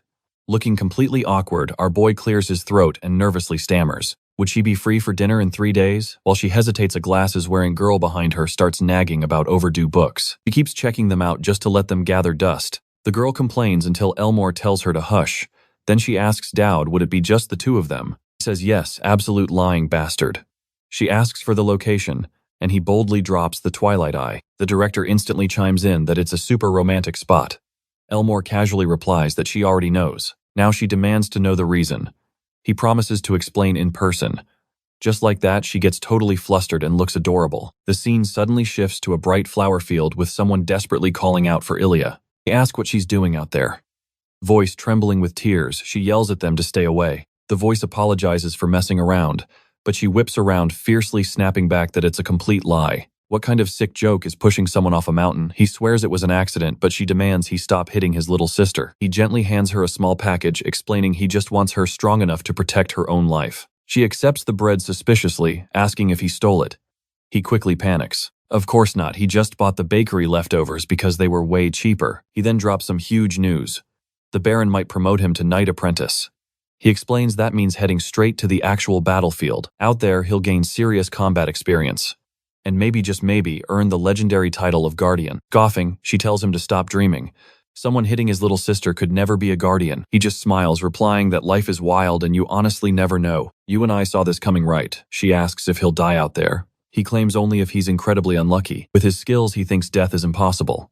Furious, she snaps that she hopes he gets unlucky and dies for always hitting her. Plus, he ignores their parents completely and only cares about wildly swinging that stupid sword around. He just laughs it off.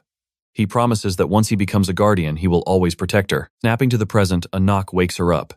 She opens the door, finding our boy standing there, awkwardly apologizing. He awkwardly explains that coming from the countryside, he still doesn't get how things operate around the academy. Saying they weren't friends was a total lie, and he genuinely wants to make things right. He even grabbed fresh cookies from the kitchen as a peace offering, swearing they taste absolutely amazing. She snatches the snacks right out of his hands. She tells him to drop the weird apologies, they are obviously already friends. Turning away, she announces she's going to sleep.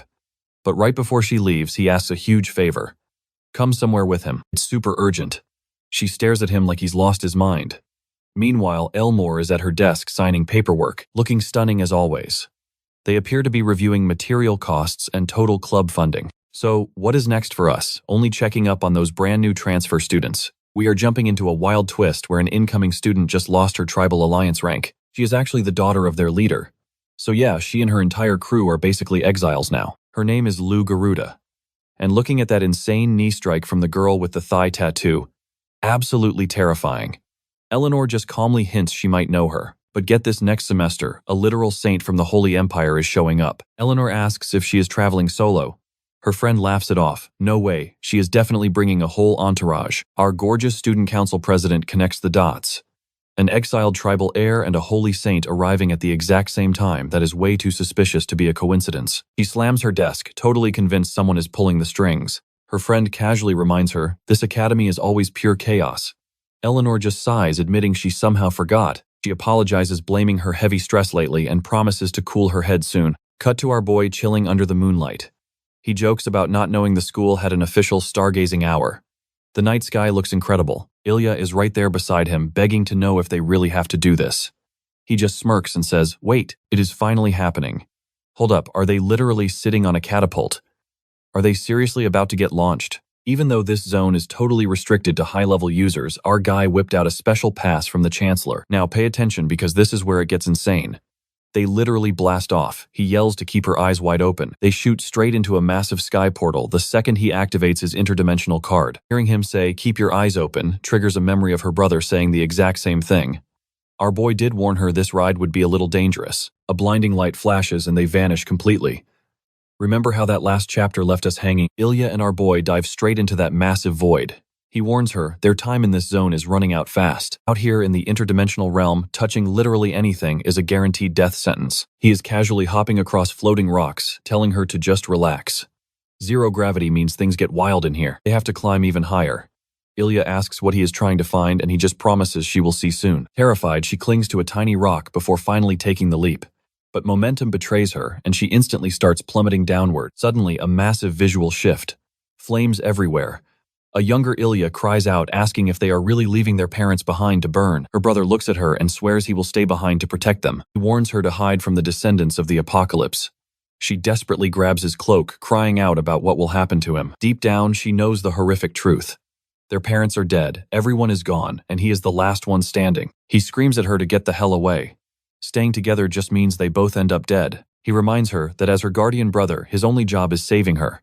She just needs to run as fast as humanly possible. He promises they will reunite on his training mountain.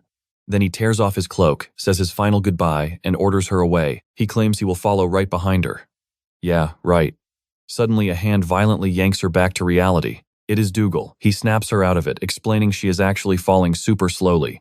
He begs her to just hold on and get used to the zero gravity. Moments later, they finally touch down on a floating rock right in front of Gregory's pavilion. You and I both know a smooth plan in this manhwa. Never stays smooth, right? Watch this. He pulls out an energy bag, seals it into a floating balloon, and instantly everything turns pitch black. Giant teeth suddenly appear. He screams a warning. An interdimensional beast is here. Time to bail. Our main character shouts they need to loot whatever this monster drops. Ilya is completely panicked, getting drenched in gross slime as the creature lunges to swallow them whole. Boom, they barely make it back to solid ground. Our protagonist smirks, knowing his card effect lasted just long enough to save their lives. He casually checks if she is all right, but she is standing there absolutely soaked in monster drool. He admits that is definitely not a good look. Furious, she screams at him. You knew we would have to run for our lives. He just nods. All according to plan. To a veteran gamer like him, early farming in Gregory's zone is basically a walk in the park. She glares at him, demanding to know why he hid the whole interdimensional realm part. He shrugs, obviously, because you would never have followed me. Enraged, she hurls the bag right at him. He praises her for filling it up so fast, but she is still fuming about getting dragged into hell. Our protagonist keeps apologizing, but wait, Ilya's affection meter is actually going up. It hits 4, leaving him totally baffled about what her problem is. So what do you and I learn here? Tsundere logic wins. She storms off in slime, secretly blushing from flying together. Stick with me, we're back.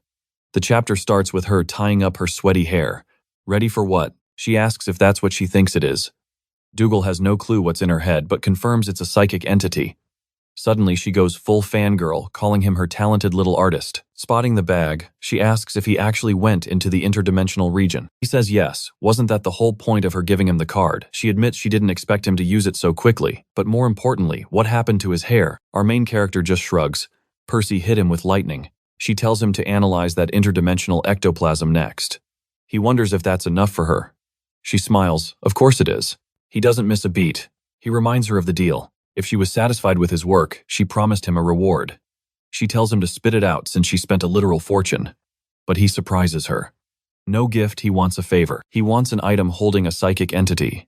Basically, a weapon carrying the consciousness of some legendary figure from the past. She closes her eyes, admitting that the consciousness inside the item could actually wake up and grow stronger over time. Honestly, she's thrilled to see what he'll do. Backing him was definitely the right move. He's about to name the exact item he wants, but she completely cuts him off. First, she needs to ask him something. Watch closely, this is where things get serious. Why is he doing all this? And yeah, she really needs to stop interrupting him. Be professional. She points out he recently killed an assassin bare-handed and completely crushed the hero candidate. What's driving him to get even stronger? Well, our guy knows the endgame monsters in this story are absolute nightmares. He's already tangled up with Elia and Elnor. Instead of answering, he fires back. Why is she helping him so much? She tries to play dumb, claiming she hasn't helped him at all. He calls her bluff immediately. She should be demanding answers. How did he enter the interdimensional zone? How does he know about psychic entities or how to stop those monsters? Images of Percy and Elia flash by. He points out the entire academy has practically been revolving around him lately. On top of that, the Chancellor is influencing daily decisions for him. So seriously, why is she backing him this hard? That's the real mystery here. She opens her mouth and flat out says she hates his tone. Truth, she claims she's only doing it because he's cute. He scratches his head. Clearly, she won't spill her secrets until he spills his. But fine. As long as she secures that psychic weapon, he'll power up and prep for Chapter 2. But first, he has to finish Chapter 1's main mission, the Purifier. He absolutely needs to solve the incident that strikes right at midnight. Someone calls out. And you and I both know exactly who that voice belongs to. It's Eleanor looking surprisingly well-behaved today. Normally, her academy uniform is way more revealing than this dress. She tells him she's been waiting since 6. This new Eleanor completely throws him off guard. He stammers that she looks totally different. She explains she found a spot nearby and just waited for him. She asks if this is his very first day off campus since becoming a freshman. He's super awkward, scrambling for words. She asks why he won't make eye contact, but his brain is short-circuiting. Meeting outside school, that's definitely a date. She doesn't hesitate for a second. She grabs his hand, saying they better hurry because the line is massive. And when they arrive, an absolute sea of people. Our guy thinks there's zero chance they're getting in today. Up front, a familiar blonde guy is shouting for number 27 to leave and 28 to step up. Dao asks, "Wait, Mr. Talon, what are you doing here?" Embarrassed, Talon admits this is his part-time gig. His family cut off his allowance, so he has to hustle for cash. Then Talon squints. "Why is the student council president hanging out with you?" He gets totally nosy. "What exactly is the deal with you two showing up together?" Now Dao is sweating. What is their relationship? It's literally a date. How is he supposed to answer that? Eleanor smoothly cuts in. "Using my authority as the student council president, I can skip the line, right?" Talon nods nervously. "Yes." But right before they walk in, Dao spots a weird necklace on Talon's neck. Talon explains the Purity Foundation handed it out to the workers. The Marquis of Riverbeck is running the show. It's supposedly meant to detect the malignant order and assert authority over Talon. Translation: it sounds exactly like he's about to be mind-controlled. Dao instantly warns him, "Take it off today and make sure none of the other workers wear it either." Blonde guy is clueless but agrees just because Dao said so. Meanwhile, Dao realizes that Eleanor and Ellie's rising affection levels are warping the plot. Naturally, the Marquise's actions are changing right along with it. The odds of this staying a simple, peaceful dinner date absolutely zero. The story is about to throw a massive curveball. And trust me, you're going to want to see what happens next with Eleanor. Alright, jump in with me. Life is going great until boom, a guy slams his cane down, greeting Miss Tristan and our boy Dowd like an old friend. Dowd instantly knows he has to ready a brutal counterattack. A system mission pops up. Survive a villain trying to recruit you. The creepy old man asks Tristan if he can borrow Dowd for just a quick little chat. Eleanor steps right up, totally defensive, but Dowd tells her to just relax. Someone else steps in to escort her to the VIP lounge, leaving her completely confused. The Marquis laughs, noting how close they are. He assures her she can join them in the VIP room the second their little talk is over. Over fancy drinks, the Marquis asks if Dowd knows why he was summoned. Our guy does not hold back. He calls out the villain's ridiculous plan to revive demons. The Moonlight Festival drops security to 0, making it the absolute perfect time for a massive bloody massacre. They plan to harvest all that death and blood to farm raw demonic energy. The strategy: release monsters across the city and send elite assassins to wipe out the knights. This would perfectly trigger the demon inside the Tristan family.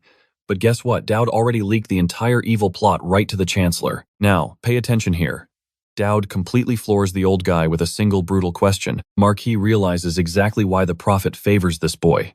He acts like a total fool, but his scheming is terrifyingly sharp for his young age. Dowd is definitely not normal. The Marquis smirks and claps, calling him brilliant, but reveals his goons already took down Miss Tristan. He totally missed that variable. Right on cue, bang. Eleanor kicks the door wide open, gripping her red dagger and looking absolutely badass. Let us rewind slightly to when those creeps cornered her in the hallway. She remembered Dowd's exact warning perfectly. It warned her about cultists attacking. He knew she struggled with her madness disease, but told her to just let it loose this one time. So when a thug actually grabs her shoulder, her reaction is icy. She demands he take his filthy hand off her immediately. Power instantly erupts. The whole scene shifts to black and white as her terrifying demonic eyes lock on, declaring he needs to be taken alive. He literally smashes the first dude's head into the table. Instantly, the rest swarm her. 2 more charge at her. Showing off insane flexibility, she wrecks one in the face, stabs the second in the neck, and slices them to ribbons. Even the mere reflection of her cursed blade cuts them down. The survivors scatter in absolute terror. The Marquis is stunned, completely speechless. Meanwhile, Eleanor casually wipes her massive sword on her arm, looking totally refreshed. Thanks to Dowd, Eleanor's madness level drops and her affection meter finally hits the friendship tier. She glances over at Dowd, casually complaining that these assassins totally ruined their nice date, which means they clearly need a do-over. But suddenly, an exclusive system quest pops up. He just grabbed the attention of Gideon, her legendary father. You saw that coming, right? Before Dowd can process things, the Marquis yanks a glowing demonic essence straight out of his own chest. Dowd screams at Eleanor to stop the old lunatic from swallowing it. The Marquis unhinges his jaw, screaming about receiving divine grace. And yeah, in an isekai, that always means a monster transformation. From the outside, a massive shockwave of pure black energy completely obliterates the building. Moving into the next chapter, Dowd's hand weakly bursts from the rubble. He struggles to crawl, while the monster maniac laughs in delight. He never wanted to show this form to the prophets, but now he is floating in the damn sky, eager to see how little Dowd Campbell handles true despair. Dowd stares up, convinced this world actively hates him. This specific boss monster was not supposed to spawn until way later in the timeline, and yet the system forces a new mission. Defeat this overpowered freak with 0 civilian casualties. But the flying monster is not the worst part. Every single dead cultist nearby just resurrected into a zombie horde, swarming their position. Suddenly someone shouts out Professor Dowd's lethal/Dowd cringes hard, wondering who on earth named his skill that. Talon stands beside Elnor. He is thrilled to survive, but desperately asks what those grotesque monsters even are. Dowd bluntly explains that without taking off his necklace earlier, Talon would look exactly like those zombies. Talon instantly realizes the Marquis orchestrated this nightmare. Dowd looks him dead in the eye. If you want to survive this complete bloodbath, follow my exact orders right now. Talon nods, furiously ready to obey every single command Professor Dowd gives him. Meanwhile, Elnor is practically radiating battle lust. He stands there, cheeks slightly flushed, totally amazed at how Dowd is keeping a cool strategic mind in such an insanely deadly crisis. She barely finishes her thought before our main character lays out a flawless counterattack strategy for the group. Elnor asks if he can track the Marquis down. Dowd smirks. He knows exactly where he went, because all these crazy cultists want the same thing. So what do you and I take from this? Chaos is coming, all for their twisted sacred land called Pandemonium. They actually want to turn this entire planet into Pandemonium. And yeah, that is exactly where he is heading. Stick with me here. This gets wild. He is at the Angel's Barrier. The demon claims he will severely damage the demonic barrier regardless. Someone literally teleports him in. Looking back, the demon demands to know how Dowd found him so fast. Our boy just says it was obvious. Having full access to the demon's authority, of course he marched straight to where the evil was sealed away. Now Elnor can finally let him down. He literally got carried in like that. Absolute perfection. The demon actually thanks them, saying it saves him the trouble of hunting down the Tristan girl and him. But our main character declares that no matter what they are, both making it out alive. Meanwhile, dear Elnor senses something is totally off. She is stunned by his absolute trust in her. But to uphold the Tristan family pride, she has to meet those expectations. We got some genuine romance brewing, and I love it. She charges forward, catching the demon completely off guard. A brutal slash hits her chest. Dowd stays on the ground, yelling for her to keep pushing, warning her the demon is trapped here. Thunder crashes everywhere. Our boy is dodging and flipping like crazy, leaving the demon completely baffled. How is this kid dodging every single attack? But wait, another slash catches her leg. Suddenly, a massive surge of lightning violently yanks her back. Dowd is still grounded but moving fast using combat skills and lightning. The demon screams at the insect to stop running. But Elnor appears right behind it, echoing the exact words. Now watch closely, this gets intense. The creature calls them annoying, claps its arms, and a massive lightning bolt barely misses our rolling hero. That demonic essence starts glowing bright. He summons the Fangs of Darkness, launching a brutal shadow attack, trying to crush our boy. Boom, the divine shield activates just in time. The lightning strikes looking like a clean block, but the sheer force still blasts his chest. He gets launched backward, head slamming into the dirt, coughing up blood while the demon just laughs. The absolute bastard chuckles, admitting the kid is tough, but claims he is completely out of tricks. Elnor desperately tells Dowd to get up while she buys him time. The demon mocks the Tristan girl for being so stubborn, joking that they really were a match made in heaven. Don't say that, she might actually like it. Suddenly she pauses. On the train, she used her shield, but he took the ultimate hit. In the dungeon, she was the target, but Dowd was the one who stood against the assassin. Every single time, he risked everything to protect her.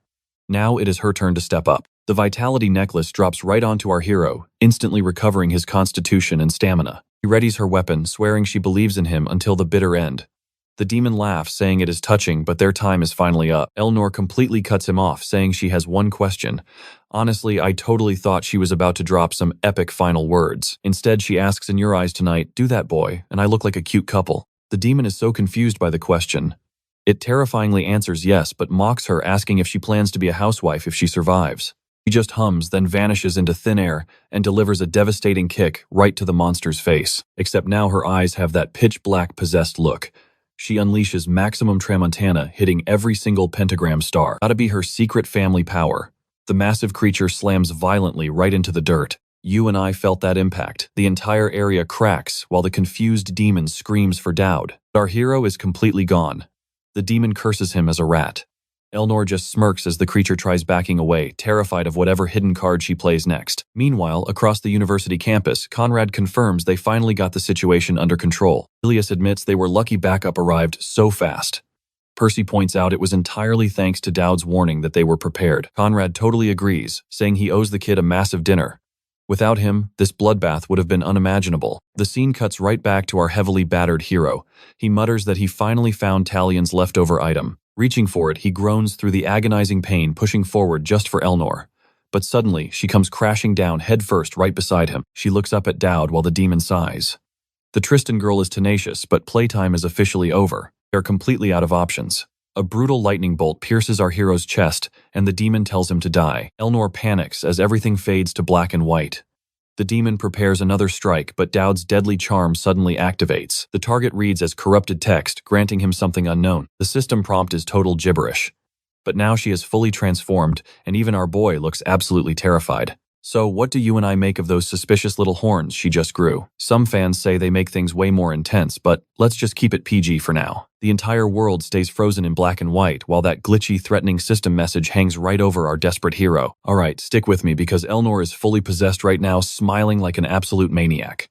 Our main character suddenly realizes part of the system crashed, and his abilities got snatched. Whatever this thing is, it is using Elnor as a vessel. It is a demon fragment, plus that deadly charm is still active, acting like a magnet for every evil creature around. And get this, the more extreme the passion, the stronger that effect becomes. The demon girl steps up, hands on his chest, whispering something blurry, sounding a lot like "I love you." She slashes him. Suddenly, he gets the mark of the fallen. It guarantees some unknown effect, but honestly, none of this makes any sense yet. But wait, the time around his wound is literally rewinding. Possessed Elnor just floats there, and he instantly knows he is facing the absolute strongest creature. It is the game final boss, and right now it is acting way too friendly. Who knows if the future will change? All that matters is surviving this moment and getting his prize. Then it hits him, that one ability he saved. Now, pay close attention here. He copies a skill, but the pressure is so intense his skin might literally explode at any second. He will never meet an entity this overpowered again, and he needs her later.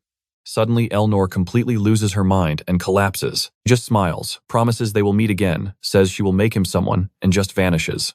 Boom, the demon launches another attack at him. The creature looks super confused, searching for our boy. Then an ambush from behind. As the demon turns, a massive glow overtakes the sky, exploding into the ground with smoke everywhere. The monster asks how this is even possible, just as our guy drops right in front of it. The danger level is maxed out. His life is still on the line, but his desperate survival skill hits EX rank. Plus, he just unlocked a new skill, Sovereign of Pandemonium. 5 whole minutes of massive advantage against any demon type. Our guy is literally just farming pure aura right now. Elnor is barely breathing while the demon screams in denial. How could a pathetic human pull this off? Our guy charges in, bam, a flawless punch straight to the face, launching the beast backward. He smirks, declaring it is time for round 2. Now I have a totally wild theory about this setup. Our guy is absorbing so much dark power he might actually become the final boss himself. Truly insane to imagine. The demon screams that the prophet never predicted him, right before getting absolutely brutally smashed straight into the dirt. The creature staggers up, spitting blood. This is wrong. A kid should not have this level of broken power. Makes zero sense. It risked everything for centuries and trained endlessly to forge this perfect body. How does a random kid suddenly match its legendary demon strength? Welcome to main character energy. The beast stomps in pure frustration, unleashing a dark mist of raw, demonic energy to massively amplify its own power. The blessing of Tark's soul merges with the mist, powering him up. But our guy dives right in, trading brutal punches face to face. Pure anime-style clashes, energy beams exploding absolutely everywhere. But suddenly, the monster swings its massive hand, grabbing his head. You seeing this? He drops a golden wing shield, leaving the demon completely confused by his divine protection. How does a demonic vessel use divinity? Our boy answers with a brutal knee straight to its mouth, bouncing it away. Full-on skipping and slamming right through the hills. What an epic tribute. Our guy even drops a classic overhead elbow strike, hits the beast so damn hard it flies backward like a catapult. The dizzy demon looks up, and our guy is right there. He smirks, saying he was right not to return this thing. He just presses a button, and the monster gets completely launched. The demon screams about ripping him in half. But our guy casually pulls out a cannon, roasting its terrible last words. Boom, a bazooka blast melts the beast. It barely has time to ask how he predicted this before vanishing completely. He literally fought an epic anime battle, then finished it cartoon style with a mid-air catapult. Absolutely brilliant. Mission complete. He scores a hero fragment and 5,000 points. Way more rewards than he ever actually expected to get, probably because the difficulty spiked like crazy. He is smiling until he suddenly remembers he needs to go check on Elnor. But wait, a shoe taps his back. Oh, it is the quiet girl calling him, confirming that Miss Elnor is completely fine. However, she demands a full explanation of what just happened, and every single thing he knows about that gray demon. That is where we leave it. He plays dumb, but she totally knows he is involved with that demon. Alright, you and I are jumping right in. Elnora needs a massive blood transfusion. She's completely wrecked. Who dares beat up my wife like that? Meanwhile, someone's screaming, asking why the priestess hasn't shown up yet. Then we flash back to the woman interrogating our boy. She flat out tells him the authorities are keeping a heavy eye on everything that just went down there. Since they obviously sense the demon's presence, he's getting investigated. Our guy is standing right in the eye of the storm, so he's forced to explain how things got this far. He's sitting there realizing his dream of being a quiet background character is completely dead. Now he's directly tied to demons. He just shrugs and says, well, honestly, I just got incredibly lucky. The absolute strongest demon in all of Pandemonium, the Grey Demon, actually seemed to have some sort of interest in me. The Chancellor casually replies that they already know that Demon chose Elnora as its vessel, and honestly, she says that's perfectly fine. She's not going to question him anymore. Just like that, okay, sure. She tells him to rest, but our boy immediately collapses onto the floor like an idiot. Dude can't even stay standing. But wait, what is this? Did she just use teleportation? Out of nowhere, he wakes up resting right on her lap. Hey, he's not complaining. While he's chilling, she warns him about other demon fragments scattered around, ready to manifest at any second. She drops this lore while our boy gets flustered, realizing it's obvious. In the game's story, other demons only show up because other girls become their evil vessels. Now, pay attention here. Like the Red Knight incident caused by the Crimson Demoness. The massive problem. This demon changes the girls she possesses as the story progresses. The only permanent elements are the big story moments involving Elnora and Elia. The Chancellor reminds him not to forget one thing.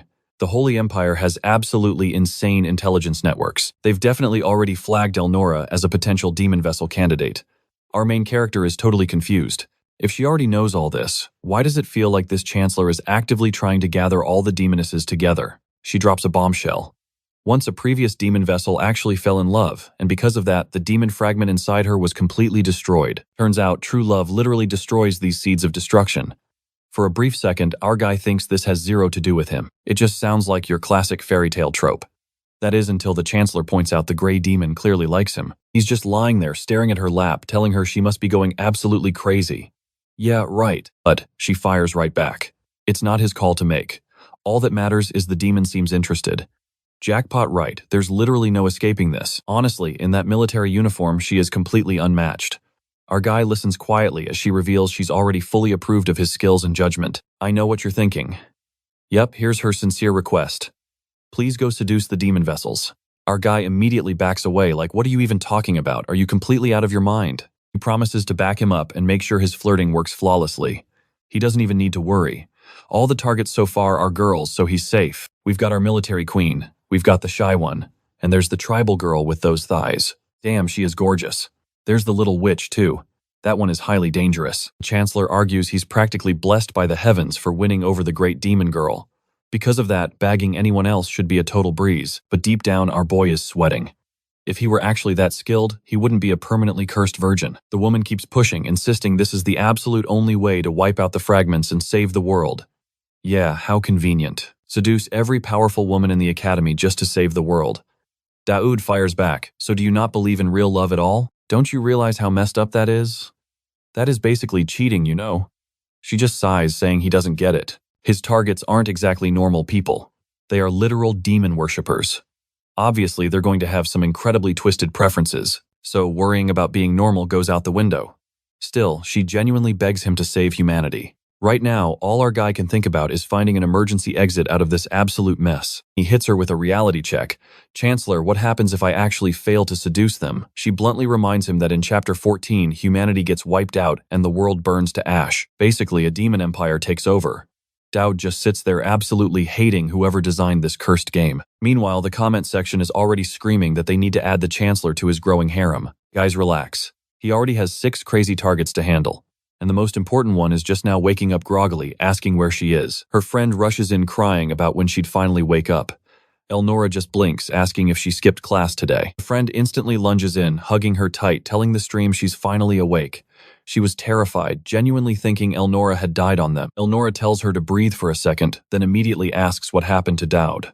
Wiping her tears, the friend says he was already released. So what do you and I make of this? He wasn't even badly hurt. Elnora narrows her eyes. Wait, I was bleeding out. And Dowd was perfectly safe. All right, jump back with me a second. Elnor is still passed out, and her friend says it's been 2 days. She is terrified she'll end him if Elnor stays out. Dowd tells the senior to chill. The president isn't weak enough to die in a fight like that. She will wake up soon. He totally guarantees it. She demands to know how he's so sure. His answer, he survived, and the Tristan family is just built different. She would never risk her entire life dying for some guy like him. Back in the present, her friend finishes that story. Now that Elnor is finally awake, it's serious talk time. Elnor, literally still wrapped in hospital gear, just groans to let her recover first, but her friend completely ignores that. Nope, they are getting straight to business. She recently tracked down 2 massive troublemakers in the region. Because hey, demons aren't the only ones keeping things dangerously interesting. St. Lucian is heading to the city. Elnor is super confused. Wasn't she supposed to stay away until next semester? Her friend has absolutely no clue either, but the saint is definitely touching down next week. Thanks to all these crazy demon incidents, the Holy Empire wants a bigger presence here.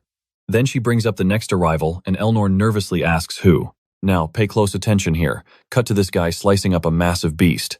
It's Sir Gideon, and he is academy-bound. Wait, excuse me, doesn't he know this is a harem plot? Only waifus allowed here, buddy, so get lost. Except Gideon is actually Elnor's father. Yeah, that is terrible news. Time to find a new target before this guy ruins everything. The scene instantly shifts to a window watcher, and wait, is the Holy Saint smoking a cigarette? St. Lucian, we thought you were pure. Turns out she's a total rebel, complaining that the bright sunlight is super annoying. The window guy mentions how weird it is for a literal saint to hate the light. She fires back that living in a pitch-black chapel does that to you. Then this kid who totally looks like Joffrey from Game of Thrones whines that they're being way too negative. She lets out a heavy sigh, telling him to just shut the window already. But he's being super annoying, saying he wants to stay right there just soaking in the sun peacefully. He immediately calls out his hypocrisy, talking about peace with a demon worshipper and a saint chilling in the exact same room. He pouts, saying he sincerely hoped she had become a bit friendlier. She coldly reminds him of the pure anxiety he felt when they first crossed paths. They are only working together for a shared goal. Thinking they'd actually be friends is completely ridiculous. Suddenly, pure dark energy radiates off him as he claims humans hold her leash, but her actual fate rests entirely in his evil hands. She shrugs it off. Valdicus can believe whatever he wants. At least in this miserable life, she actually has someone worth protecting. You and I both know this saint is going to be absolute trouble. Anyway, scene change. Our main guy gets a letter from his dad warning that summer is here and it's boiling, reminding him to eat well and chug water. Harvest season is rapidly approaching, so they are sending a guy named Herman to assist him with literally anything he needs. The Campbell region back home is perfectly safe, so no worries there. His dad just wants him to lay low and avoid all attention. Stay right in the middle of the class, not too bad, not too brilliant. And hey, if he miraculously gets a girlfriend, he should definitely bring her home for summer vacation. But while the letter says all that, it includes a cute little photo of Elnor. Our guy is just thrilled his dad didn't visit personally. Instead, Herman is standing right there, promising to help with absolutely whatever he needs. Just speak slowly to him. Our guy already knows this dude is basically useless. Well, at least he brought fresh grapes from the Campbell estate. While he snacks and praises, the seedless grapes whispers start spreading around. People think this kid is getting way too arrogant, bringing a personal servant to the academy. Who does he actually think he is royalty? Our guy tells Herman to act more like a normal buddy than a stiff butler. Herman just stands there looking super weird with grape juice on his face. Our hero ignores it. He has zero time to mess around right now. Those words the Chancellor said sounded incredibly suspicious. Something crazy about broken seals, wild demons, and actually saving humanity. Plus he has a mission involving Elnor and that cursed estate inheritance. Her dad is definitely sniffing around because the inheritance is fully active now. The current main quest involves a boy king who destroyed an entire nation. The huge problem, he cannot prepare for this first mission because Gideon never even appeared in the original plot. In the original story, the first time you see him, he is just a corpse. Someone brutally massacred him right in front of Elnor's eyes. That exact trauma is what originally awakens the massive demon hidden inside her. But this time, her dark power awakened early in Term 1. The whole timeline is completely wrecked because with Gideon surviving, the future is changing fast. Considering how closely he is tied to Elnor right now, the main character running into him is completely inevitable. But trust me, when they finally cross paths, you and I are about to see him scramble for every single piece of information possible. Secrets the game never even bothered explaining. Then he catches Talon slapping Herman around, demanding he stop bullying our MC. Our guy steps up. That is my butler, he warns. Talon, you are hitting my guy. So tomorrow you are lending me your sword. Talon instantly drops to his knees. Okay, fine. He is completely terrified. But stick with me here. This is the scene you and I really want. He approaches Eleanor. She thinks it is totally weird. He wants to join the divinity department, but now he is begging for sword lessons. His excuse, the Tristan style, is incredibly rare. He claims he just wants to master the absolute basics. He is totally milking that rising affection meter. He shoots his shot with this huge favor and she sighs. Fine, since her junior formally asked, she will help out. And yeah, he desperately wants her fencing skills. Suddenly, someone walks up mocking the rare sight. The super busy president is just wasting her time here. It is Elia demanding to know about this private lesson. Eleanor stays cold, he asked personally, so she is helping. Our guy can instantly smell the absolute drama brewing right here. Elia argues her style is all wrong for him. Eleanor uses a one-handed fencing stance, but he wields two-handed swords. Eleanor fires back, the teacher matters more than the style. Elia smirks, claiming that is exactly why she should teach him. She was a professor assistant and literally specializes in instruction. Eleanor gets visibly heated. Does Elia really want to test who is actually worthy to teach him? Now, pay attention here. Our guy has not gotten 1 second of training and they are already destroying his master plan. Elia prepares to draw her blade, bragging that she knows plenty of openings in the Tristan style. Meanwhile, Herman is just watching, mumbling that his young master triggered a legendary showdown between girls. Elia taunts her, asking if Eleanor will use her powers despite the Tristan curse. Eleanor scoffs. Elia could never handle that. Elia lunges, shouting that class is starting. Eleanor looks completely bored. Those movements are way too wide. A heavy strike aims right for her shoulder, but Eleanor blocks it effortlessly. Look at those veins popping on her hand. Next clash, Elia gets absolutely pushed back. She is stunned. Eleanor is insanely fast, and every single hit feels like a truck. Elia starts second-guessing her entire strategy. She cannot believe she is actually losing to a demon. She stomps the ground and swings wildly. Eleanor spins away. Elia vows to exterminate these demons, convinced this woman will inevitably be consumed by darkness one day. Ultimately, she is just another tragic sacrifice. Boom. Elias' sword erupts with a blazing aura. Guardian's true hit. The MC sweats a bit. Is this not getting way too serious? Eleanor sighs, noting Elia has terrible emotional control. She slashes back instantly only because that fiery attack was heading straight for our guy. The flames shatter. Elia panics. Herman faints cold. And Eleanor looks absolutely flawless. He realizes her reaction time is totally abnormal. She is already merging with the piece. Elia apologizes from afar, and Eleanor replies, Elia, you are highly skilled, but there is something far beyond swordsmanship you must practice. Stop endangering friends. That is a brutal scolding. Herman lies there completely unconscious. Let that sink in for a second. Eleanor is evolving dangerously fast. Our MC cannot waste time. He needs to get insanely strong right now. He absolutely has to take shortcuts. To survive, he needs sacred astral energy. Pure swordsmanship just will not cut it. He must train both sides. That is why he came here. She eats an apple while he says she looks healthy. Then this crazy girl snaps back and attacks him in half a heartbeat. He realizes it is finally time to help the little sister of the saint. Flash forward, a massive corrupted skeleton lies on the ground, and an eerie voice whispers, if you still believe a hero is coming to save you or be your friend, that false hope will only tear you apart. Always a devil sibling. For these girls, it is never daddy issues, it is brother issues. He mocks her, saying hope only breeds pure despair. She should accept fate like her sister. Blood drips right onto her forehead. The dark demon starts possessing her body. Now she is just a cursed amulet, he gloats.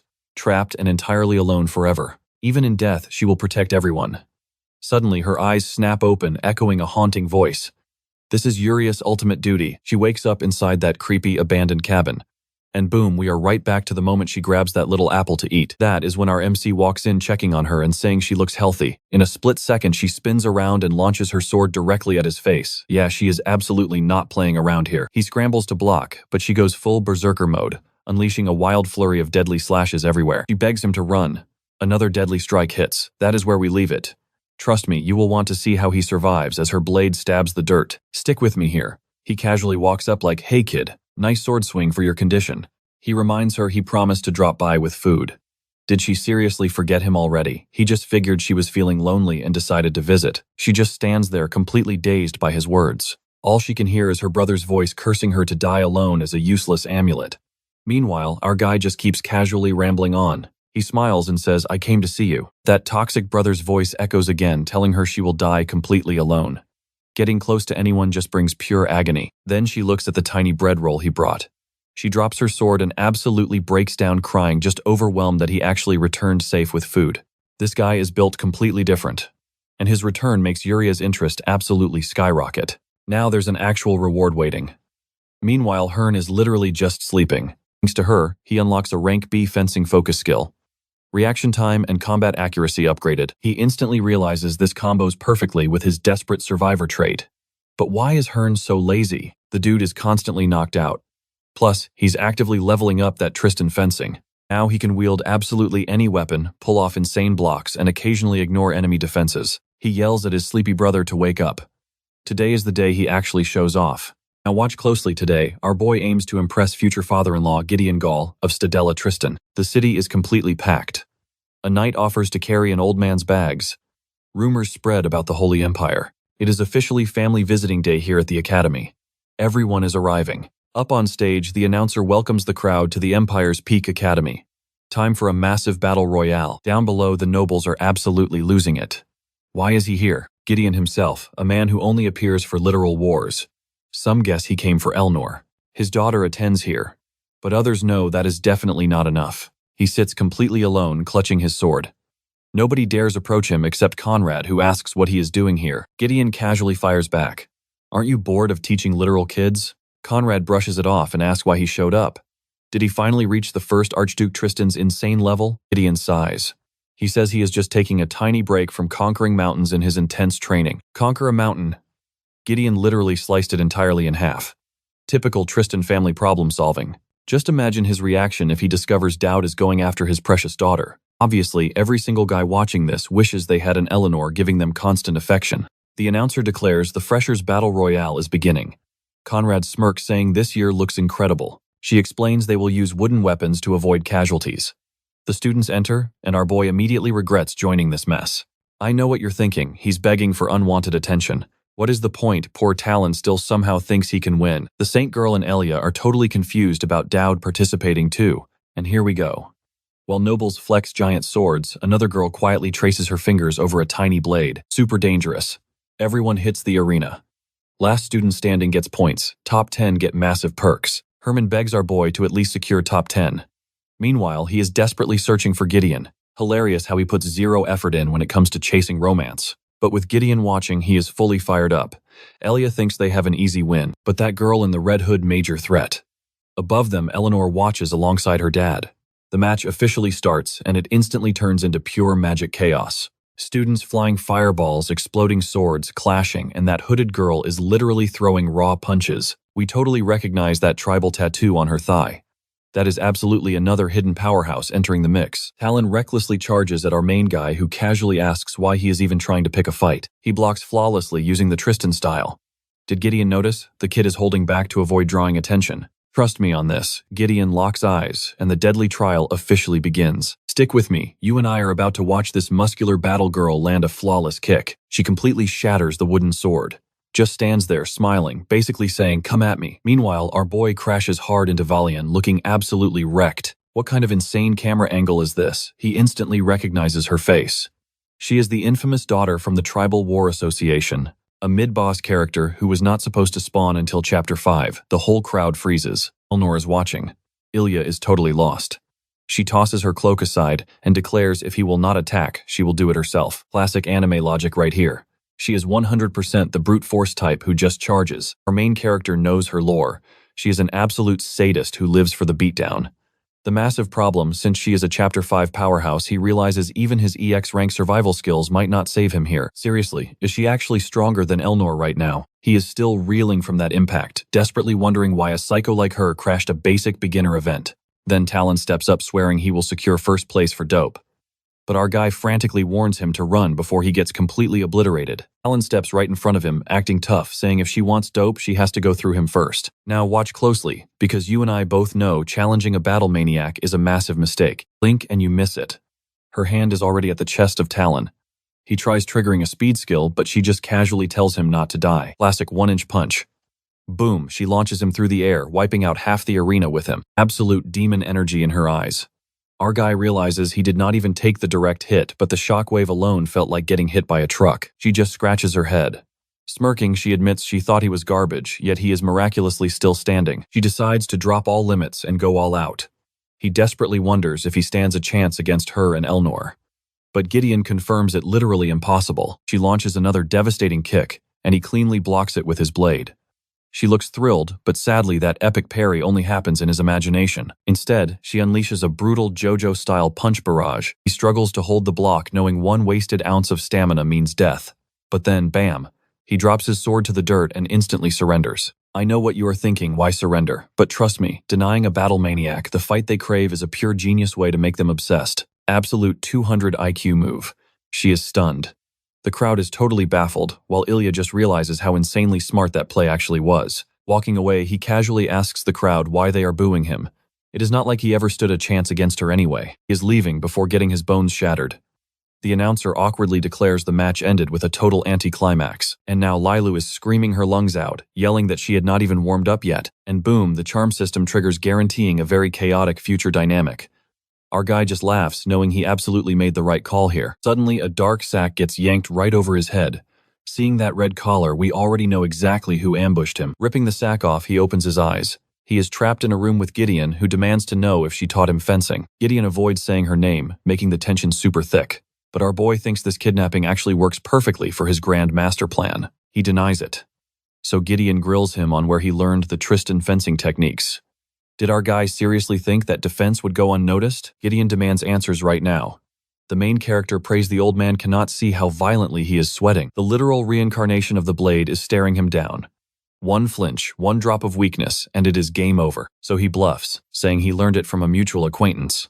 Because the Blade Emperor loves popping up randomly, even in remote rural villages, Gideon narrows his eyes. My master taught you, interesting lie. Keep talking. Our guy knows the best way to hide a tree is inside a massive forest. So he doubles down and says yes. He claims the master of Gideon personally trained him and requested a huge favor, wrapping a massive lie inside a tiny piece of truth to sell it. Gideon coldly demands to know what this supposed favor is. And our guy drops a bomb. His mission is to teach Gideon the way of the sword. Gideon sharply turns, questioning if his legendary master actually requested something that absurd. Our boy just nods like, yeah, trust me, bro. Gideon warns he will have to take full responsibility for those bold words. The boy acts completely confident, but he has zero clue what taking responsibility actually means here. He is just blindly using his meta-knowledge from the original plot to survive. The terrifying part, Gideon is a walking myth completely hidden in rumors. Our guy cannot even begin to calculate his true power level. Now he realizes Gideon is testing his limits, which makes total sense, because he sounds like an absolute lunatic right now. The heavy silence is suffocating him. Suddenly, Gideon raises a single finger, points it right at him, and calmly asks why he is not blocking. Completely confused, our guy freezes as Gideon coldly states he would already be dead. The cup and table shatter. What do you and I think? Will he survive? Alright, stick with me here. Our guy instantly recognizes this move as the formless blade, a technique that slices you before you even see a weapon. And the crazy part, that is the ultimate final tier skill in a knight's arsenal, and Gideon just spammed it like absolute nothing. Another object hits the floor. Gideon sighs, saying he died again. If our boy can't even react, what could Gideon possibly learn from him? Our main character knows an Imperial Knight, with that insane level of swordsmanship, could easily solo a dragon. Honestly, Gideon is still incomplete, so our guy plays it cool, saying, "You are incredible, Lord Gideon, just like the rumors claim. But if that skill was actually perfect, you wouldn't even need to move." Seriously, at this pacing by chapter 120, we will literally be fighting aliens out in space. We are already at the fighting without moving stage. Gideon glares, asking if he even understands his own words. Our main guy thinks, yeah, obviously. In the original plot, they find Gideon's journal after his death. It breaks down step by step how he got overpowered, his master's secret teachings, family lore, literally everything. So he confidently answers that the ultimate peak Gideon desperately wants to reach is exactly what he is envisioning. We flash back to Gideon's old master, explaining how to break their family curse. He had to learn to slice the ocean itself. Our guy then declares rotational movement is the key. The second the target is clear, he must draw a perfect line. And the only way to pull that off in reality is by adding pure rotational force. You and I are probably confused right now, and honestly, our main guy has zero clue either. He is literally just reciting spoilers from that future journal. Right now, Gideon is hearing ultimate secrets he has not even figured out yet. Gideon starts visualizing these complex intersecting lines in his head, and he looks completely stunned. Suddenly, the whole room feels like it is getting shredded apart, blinding light flashing everywhere. But wait a second. But after imagining total destruction, he desperately asks who our main guy really is, looking at him with intense, almost seductive eyes. I am just a kid who wants to make you stronger. Man, Lord Gideon, you really should not be dropping lines like that. The master plan is super simple. Gideon cannot die, and Eleanor absolutely cannot get corrupted. And boom, he finally secured his ultimate prize, the seal of immunity. Now whatever insane trouble he causes, he can just flash this and walk away. It basically gives him one free pass to summon Gideon for protection.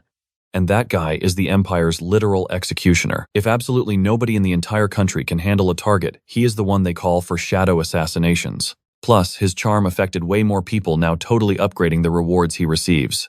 Now even his rare talent for being loved by villainesses has completely leveled up, so the loot keeps rolling in. And thanks to Gideon, he just unlocked a brand new guidance ability. Basically, if a villain unlocks a new skill, he copies that exact same power. He can only use it temporarily, sure. Not permanent, but perfectly fits his master plan. He scribbles something down, snaps the book shut, knowing this will not be easy. Still, he is absolutely going to protect the Tristan family. He ignores romance just to focus on Gideon. But watch closely because you and I are jumping straight into a sacred energy class. The students look completely bored, and the professor is just absolutely furious. Tons of empty seats everywhere. Nobody cares. He knows it is that damn Riverback's fault. Releasing zombies, fine. But becoming a demon was way too far. And the freshmen this year are a complete mess. At least his secret alliance with Riverback is still hidden. So he just stands there teaching and playing totally dumb. Then a student randomly asks how you actually train sacred energy, Professor. He is already seething because out of everyone he hates Dowd the most. He suddenly snaps that it is too late, class dismissed, over for today. Back in his office, he stews. That damn kid, why does he constantly annoy me? I should have just signed those shady documents and escaped this empire already. That would have been the perfect exit plan. Suddenly a knock at the door. Professor, we need help. I have a quick question about today's lesson. He walks over, grumbling about how annoying these kids are. But boom, the door explodes inward, blasting him straight to the floor. He looks up in shock. Who is crazy enough to kick down a professor's door? And yep, it is her, ready to crush him with killer high heels. Cut to the next scene. He is tied up, head pounding. He glares at Dowd, screaming, "Have you completely lost your mind? Did this punk seriously think he could assault a teacher and just walk away scot-free?" Dowd just smirks, telling him to relax since he is the one trapped. And Eleanor is right there too, gorgeous as always. The teacher screams, "This is ridiculous. Who gave him the authority to arrest anyone? But honestly, you and I know this corrupt professor is officially finished. Alright, let us dive back into this madness together." Eleanor drops a massive bomb. Everyone already knows he is a filthy demon spy. Honestly, it is pretty messed up that multiple teachers actually wanted their own students dead. Playing dumb will not work anymore. They literally found a secret letter in his house addressed straight to Marquis Riverback, but he keeps sweating and screaming it is a total lie. As a holy clergyman, he claims he would never touch demonic stuff. Dowd just tells him to shut his mouth and spit out the truth. The clock is ticking. He demands the names of every single academy spy. The teacher stubbornly refuses until Eleanor delivers a brutal punch to the face, blood everywhere. Suddenly, he starts singing like a canary, exposing guard Barrymore, the nutritionist, and several others. Dowd heals him up just a little, complaining that all the blood makes him hard to understand. But the teacher completely stunned. How the heck is an amateur kid using sacred energy? After squeezing out a few names, Dowd turns around. The teacher panics. Dowd gives him a cold look. Did this guy seriously think dropping a few names would buy his freedom? Absolutely not. Eleanor steps up to grab the documents from his desk. But the teacher explodes, with Aura screaming that he will not let her. Now, watch closely because things get wild. Dowd realizes this teacher is using advanced military tactics, closing the distance instantly. He lunges for the papers. But Eleanor is lightning fast. She slashes him hard, twisting his neck into the wall. The poor chancellor gets absolutely drenched in a surprise blood shower. Dowd, on the other hand, is busy celebrating. He secured every last detail about the spies of the Empire. He thanks Eleanor while the half-dead teacher furiously spits out how he always hated Dowd. Apparently, Dowd reminds him way too much of someone he met back when he first discovered Riverback. Flashback time, he kneels, calling it an honor to meet the prophet. But the warning from the prophet is cold. Ask questions and you die. Tell anyone about her, immediate death. But hold up a second, is that the prophet? She looks exactly like Elia. Like if Elia had way more confidence. Am I going crazy? And wait, this guy seriously thinks the prophet looks like Dowd. Is his vision totally broken, or are we missing a massive clue? Anyway, the scene cuts to another part of the academy. Dowd is super relieved, the chaos is over. But Eleanor sighs, saying that violently messing with people really is not her usual style. The good news, her madness is finally fading. But then she locks eyes with him, asking if he has a confession to make. You and I know he is completely busted. Staring at the crystal, he plays dumb. But she leans in, whispering she heard he met her dad. Why did that happen? Dowd absolutely freezes in pure panic. He admits they met, but swears it was a total secret kept from the public. The massive problem here, he has not spent a single second coming up with a believable excuse. Eleanor looks worried, hoping her terrifying father did not hurt him. Sweating buckets, Dowd quickly promises he did not. Dowd explains Gideon just noticed his Tristan abilities and asked a few questions. She finds that super weird. Why would Gideon care about him? Dowd shrugs. Maybe it was just because of the recent competition. She finally turns around, dropping it for right now. Honestly, she doubts her elite father would care about an amateur like him anyway. Plus, it has nothing to do with her. But Dowd knows the truth. It definitely involves her, and he has a gut feeling they are going to cross paths a lot more. Then he accidentally blurts it out. Since he is practically family now, he has to stay close to Gideon to keep her safe. Instant regret hits him like a truck. He curses himself. He is nowhere near strong enough to be her protector yet. Eleanor glances back playfully, pointing out that he seems way more comfortable around her these days. Adjusting her little hat, she smirks. If he really wants to protect her, he better learn to control that mouth of his scene shift. Later, Dowd is hanging out with his confused little brother. Dowd is drawing insane attention hanging with Eleanor and her dad, but just laughs it off. Just casual academy friends, nothing serious at all. Honestly, Dowd is just trying to survive until chapter 2. Plus, his glove finally has a soul link. With enough sacred energy, the spiritual ritual can begin. He sends his brother on a very important mission: taste every ice cream flavor and bring back the winner. The kid sprints away, finally alone. Now he can awaken the legendary ghost from Gregory Pavilion. Yep, that same rare item he scored from the Chancellor. Remember how he desperately searched for an item holding a real spirit? This is exactly it. Now that his power has leveled up, he can summon a warrior from the past. But if their fighting style clashes with his, this whole thing is totally useless. He prays for good luck. Boom, energy flashes, a gacha card materializes in midair, and a massive summoning banner shoots up. A heavy figure crashes to the floor. Dowd is certain it is a high-tier knight. And you and I both recognize that crazy orange hair, right? The Guardian of Dawn, Caliban, Chrysan, X, the brother of Elia. Then we get hit with a flashback of Elia again. We know this heartbreaking story. She went back to search for her brother, but he vanished forever, and her entire family was wiped out. Stick with me here. You and I are diving into a story where being a hero means leaving people behind. He died protecting the city, but to Elia, he just abandoned her. Still, on that tragic day, she made a vow. She'd follow his path and absolutely crush those demons. That drive pushed her through brutal training, landing her right in the academy as a top hero candidate. Now the mid-year exams are kicking off. The rule, teams of 4. Dato gets surrounded by 3 girls because, of course, the main character gets the harem set up. The instructor drops a heavy warning: they better prepare to fight actual demon worshippers. Dato whispers to Caliban, hiding inside his glove, pointing out his little sister. Caliban laughs, remembering her as a messy kid who used to wipe snot all over the house. Dato points out she's grown now. Caliban watches her and admits seeing her safe makes his sacrifice totally worth it. He never thought he'd get to watch her grow up as a ghost. Wild, right? The guy is dead, but totally self-aware. How is he even talking? Well, Dato reminds him that he's the one giving him this second chance, so a little backup would be nice. Caliban agrees to lend his power, but with one massive condition. Dato absolutely cannot tell his sister he's here. Why agree? Call it a dead man's gut feeling. Something tells him Dato is actually a solid guy. Dato awkwardly scratches his head. His only real goal is keeping everyone alive. Stepping up to Elia, he casually asks about the exam. If she's flying solo, does she want to join forces? Watch closely here. She turns tomato red like she's about to refuse. But is a twist coming? Flustered, she asks if he actually wants to partner up. He gives a straight yes, but true to her nature, she instantly turns it into a dramatic soap opera. Suddenly, she's playing hard to get. Wait a minute, didn't you say we weren't even close? He instantly apologizes, admitting he seriously needs her skills. Elia's brain basically short-circuits on the spot. She stammers out an excuse about having a team, but her friend happily sells her out, saying Dato can take her, especially since Elia's been obsessing over beating him anyway. Elia turns bright red with absolute fury. The guy tries to speak up again, but her nun friend literally faceplants him into the floor. Recovering her cool, Elia formally thanks Dato. She declares it's the perfect excuse for them to finally understand each other's powers. She pitches a duo squad, but he shuts it down fast. The rules require a bigger team, meaning they need at least one more recruit. Who is making the cut? Hard cut. Someone thanks the Chancellor for accepting a deal. Seriously, what kind of plot is this? Who knew you were hiding such insane power right under that standard uniform? This creepy crystal ball guy suddenly crashes the meeting. She bluntly asks what his sacred master's true agenda is. His answer, he refuses to let Lucien just sit around wasting away. Yep, Lucien is that chain-smoking nun. He claims everyone needs real-world experience, even someone carrying the title of saint. But here is the massive catch. The Chancellor read the reports. Sure, this girl is a holy saint, but she's also a high-risk vessel for a literal demon. Well, thanks for nothing. They offered 5, now it jumped to 7. Just keep piling on the drama. But the Chancellor knows the real reason the saint agreed: she's searching for her sister. The crystal ball guy smugly adds that his side pulled massive strings. Getting her into this elite academy wasn't cheap. The Chancellor glares. Was this a last-minute push because of the recent demon attack? He nods, admitting officials are terrified and seriously doubting the school's security right now. The Chancellor connects the dots. He says it's dangerous, yet sends a saint. I know what you're thinking.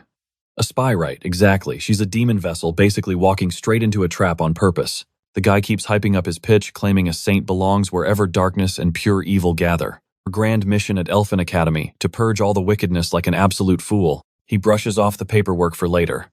His main point, the Chancellor just needs to accept that this holy saint is here to obliterate evil. The Chancellor isn't having it.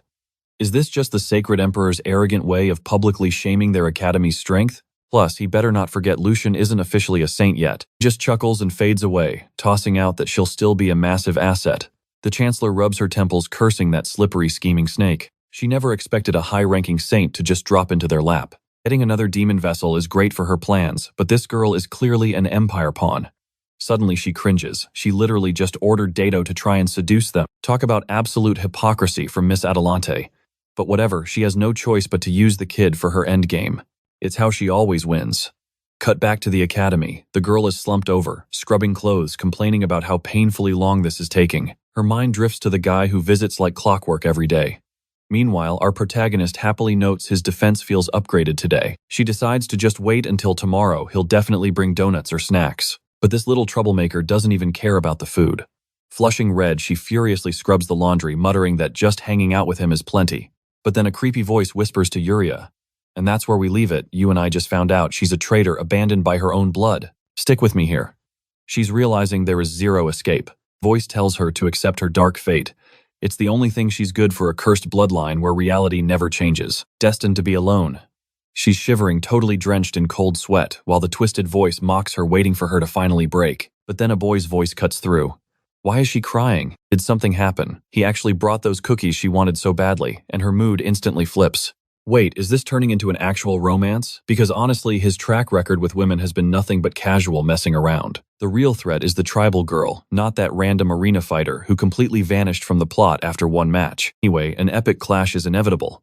And just like that, Yuria's interest level skyrockets from 1 to 4. She tearfully asks if he hates her now. Totally confused, he says he just needs a massive favor. Could she please leave? Still crying, she actually agrees.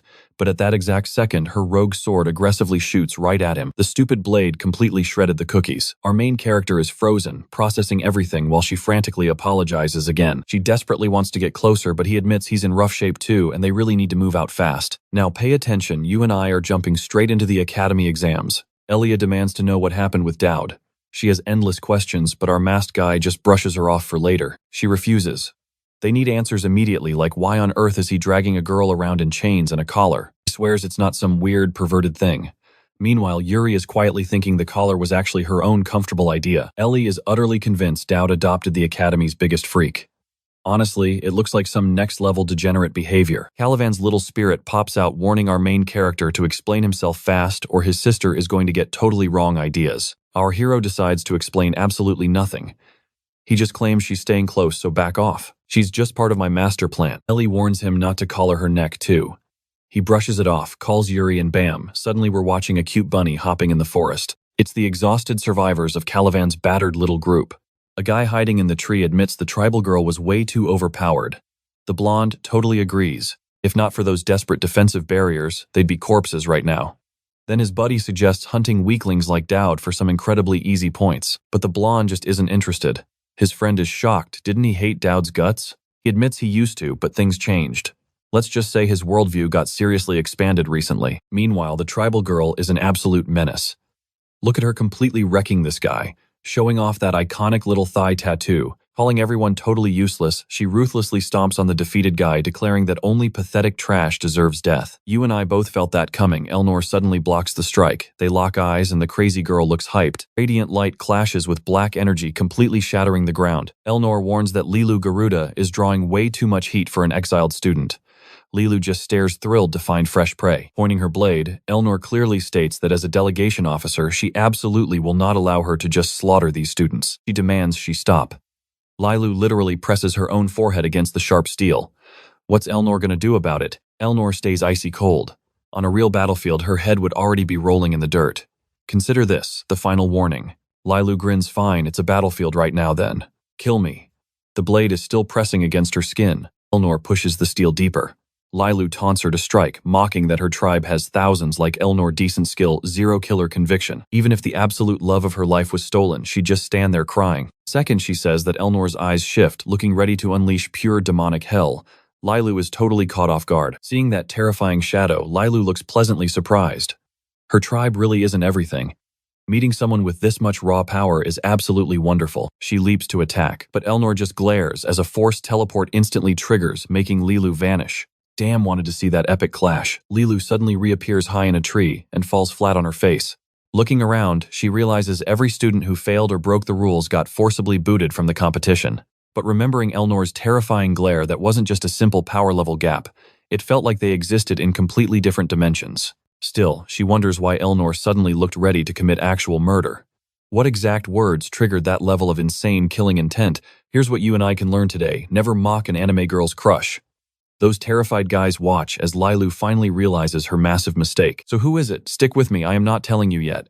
Then it pops up in his system. Miru Garda is showing interest in you. Meanwhile, he drags Yuria across the arena and she is absolutely destroying everyone. Elnor tries making sense of the madness while Yuria just keeps completely flattening these poor kids. Elnor begs Dowd to finally explain this huge misunderstanding. What is happening? But he says he has no time. He is too busy controlling Yuria. He yanks her close and she actually admits she loves being beside him. Elnor realizes these two are just straight up weird.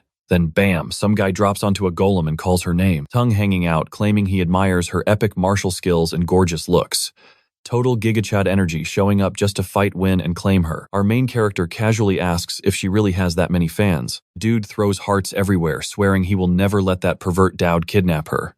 Elnor almost defends Dowd, but then realizes he totally is one, so she just drops it. She declares she will fight him head on, but the guy refuses to battle her at all. Our guy notices cleric department magic being used, meaning they are all close by. He tries waking up Caliban for a tiny favor. But Caliban straight up denies him, saying it sounds way too dangerous. Yuria glances back, and a massive wave of students is charging straight at our boy. He and the desperate survivor instantly activate rank A. He commands Caliban to appear, but the ghost refuses this childish nonsense for the love of God. He points out his sister is battling a golem, so Caliban really needs to help her out. Watch closely here. Caliban drops the Mind Kingdom buff like a tiny ghost. Ilia looks amazing, yells she hates her fans, and slices that golem. The crowd is stunned. Our boy notes she just solved their biggest problem. Using the Mind Kingdom buff, he shares the Desperate Survivor bonus with his entire group. Completely broken. If one person is rank EX, everybody becomes rank EX. The only flaw, it drains holy energy, and his low supply means the buff drops super fast. Sadly, another enemy wave approaches. But Kurapika and his chain are about to sing, shredding them all over again. Ilia warns him to brace himself because another massive wave is hitting. And boom, she triggers a guarding explosion, sending a massive cyclone that launches everyone skyward. Even he is impressed. Hard to believe he actually beat this girl using rank F stats. Even Caliban is totally confused, wondering when his sister got so incredibly strong. Her Lunatone magic completely traps the guys inside a fierce tornado and sweeps them away. So their team finally takes the win. His proficiency rises. He used Yuria without healing her, so what happens now? Ilia calls him a total weirdo, but silently admits that being with Dowd and his team is always a fun ride. You and I probably forgot, but that red-haired guy was actually in the original main party.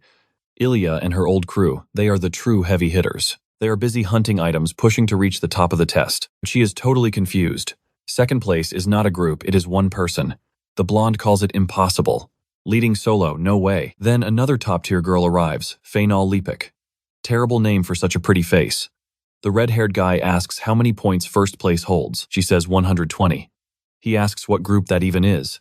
Cut back to our boy and his collared girl, discovering a super weird cave. In theory, claiming this single area means absolutely nobody can ever pass them. They walk in and he knows anything inside here is a totally random event. Ilia complains that even for a test, this is going way too far. Yuria freaks out, asking why his sister is there. Suddenly, main quest number 2 triggers the Boy King. Stop the bearer of the annulment curse and protect the targets, Lucia, the chain-smoking saint, and Yuria. Ilia steps up asking if that girl is actually feeding this place raw holy energy. Yuria stays terrified. Elnor declares that by walking the path of El Phantasma, she will save her. But a voice echoes out, refusing to let that happen. An armored man appears, High Combat Priest Klein Garrison, claiming the saint is doing volunteer work. A confused Elnor demands to know what volunteer work means. He insists the saint chose this by her own free will, so they really should not interrupt her. He orders the saint to tell the truth. She quietly agrees, saying she actually wants this. Elnor is disgusted, asking why she would ever do that. Klein warns Elnor to stay back. He claims opposing the saint is basically the exact same thing as opposing the entire Holy Empire. Elnor snaps back. She is not opposing anyone, just saving a suffering girl. Dowd suddenly recognizes the Saint Lucia, one of 3 key figures upholding the mighty Holy Empire. And strangely enough, alongside the Holy Emperor himself, she has an absolutely absurd interest in demons. You and I know the truth. Saint Lucia is the Emperor's puppet for studying demons. Stick with me here. You and I are watching these 2 sisters get completely played trapped in a setup designed purely to push Yuria past her absolute limit. They are acting like this is still part of the exam just because our boy showed up early. The saint needs rest, so technically they already secured the win, but Klein blocks them. He says she is stuck here until 2nd and 3rd place show up, forcing everyone to wait. Our boy is racking his brain. Why did Klein and Lucian arrive so early compared to the game? It must be because Elnor evolved so insanely fast. Here's the real issue. If Yuria goes berserk now, it is game over. The Holy Empire will put the Academy under a microscope if they are not already watching. What does our boy do? He throws his glove, smacking Klein right in the chest. Klein looks completely lost while our guy talks trash, challenging this idiot to an official duel. He tells Elia to step back, but she is panicking. What is he thinking? Does he really believe he can win? Klein scoffs, asking why he should even accept. Our boy completely ignores him, ordering Elia to rush the saint to the infirmary while he holds the line. Klein glares. Does he even grasp the massive political nightmare he is about to cause? He demands Dowd's title. The answer, just a low-ranking baron's son from some tiny farming town. Klein sneers that a high-class knight like him cannot fight a nobody. So Dowd smirks, then why draw your sword? Are you panicking? Now watch closely, this is where it gets crazy. Klein draws his blade, ready to punish this undisciplined student. In a flash, he is right in Dowd's face. But Dowd goes for a lightning-fast quick draw, firing off a brutal slash right at him. An absolute perfect counter. Klein gets blasted backward. The girls are totally stunned while Klein desperately demands to know Dowd's real identity. Dowd coldly replies they will settle this in an official duel, then he will learn the truth. Klein just grits his teeth and accepts. And against all odds, our boy actually secures that official duel.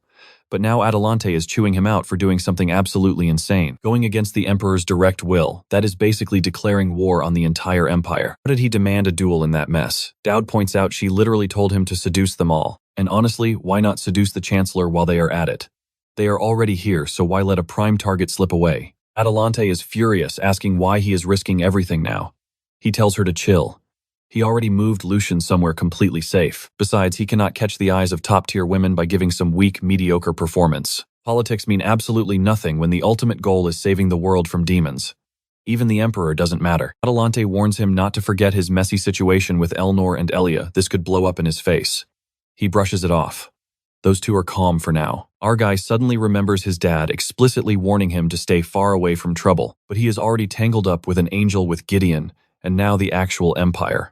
Adelante warns him that the Emperor himself is probably coming to watch. He has no idea what he is plotting, but he better remember how terrifying that man is. Okay, I know what you are thinking. What kind of insane lengths will this guy go to for these sisters? Honestly, his dedication is absolutely wild. Speaking of them, there is the little attic sister doing her usual routine, lighting up cigarettes and immediately putting them out. Yuri walks up completely surprised as Lucian calls out. Yuri tries to speak, but the sister stands fast, ordering her to stay put.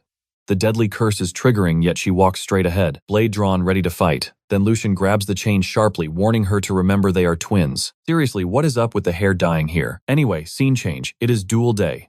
This is informal, meaning killing is strictly off the table. The rules are simple. First to take heavy damage loses, or it ends the second someone surrenders. Our boy knows he desperately needs Lucian on his team since she is the only one who can delay Yuri's dark awakening. To keep this blonde girl close, winning this duel is mandatory. Lucian is the Holy Empire's spy, so he has to stop her from gathering critical intel. He fully expected the Emperor in person, but the guy just sent a massive 3-dimensional projection instead. Adelante watches, realizing even the arrogant Emperor is terrified of losing this specific fight. Suddenly, Klein draws his weapon. He sneers that it is too late for forgiveness, but an apology might save a few of his bones from snapping. Herman is already shouting at our boy to surrender. But Dowd just smirks, saying he was literally about to tell Klein the exact same thing. Flashback reveal, the Emperor actually ordered Klein not to attack Dowd with any real intent to kill. Because the more pressure Dowd takes, the stronger his counter gets. That is his broken ability. Damn, this guy knows every system exploit.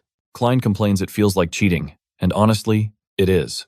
The Emperor saw this exact power before and never expected another user to appear. And trust me, we both know Klein finally realized how his attack got perfectly reflected. Stick with me, we are diving into a fight with insane rules. Zero killing intent allowed.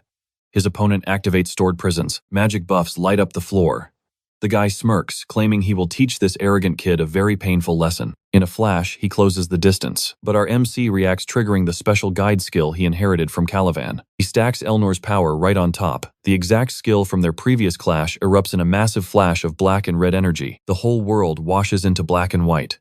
The Mark of the Fallen activates, leaving Klein completely confused. Our guy raises his blade before Klein even twitches, clashing steel.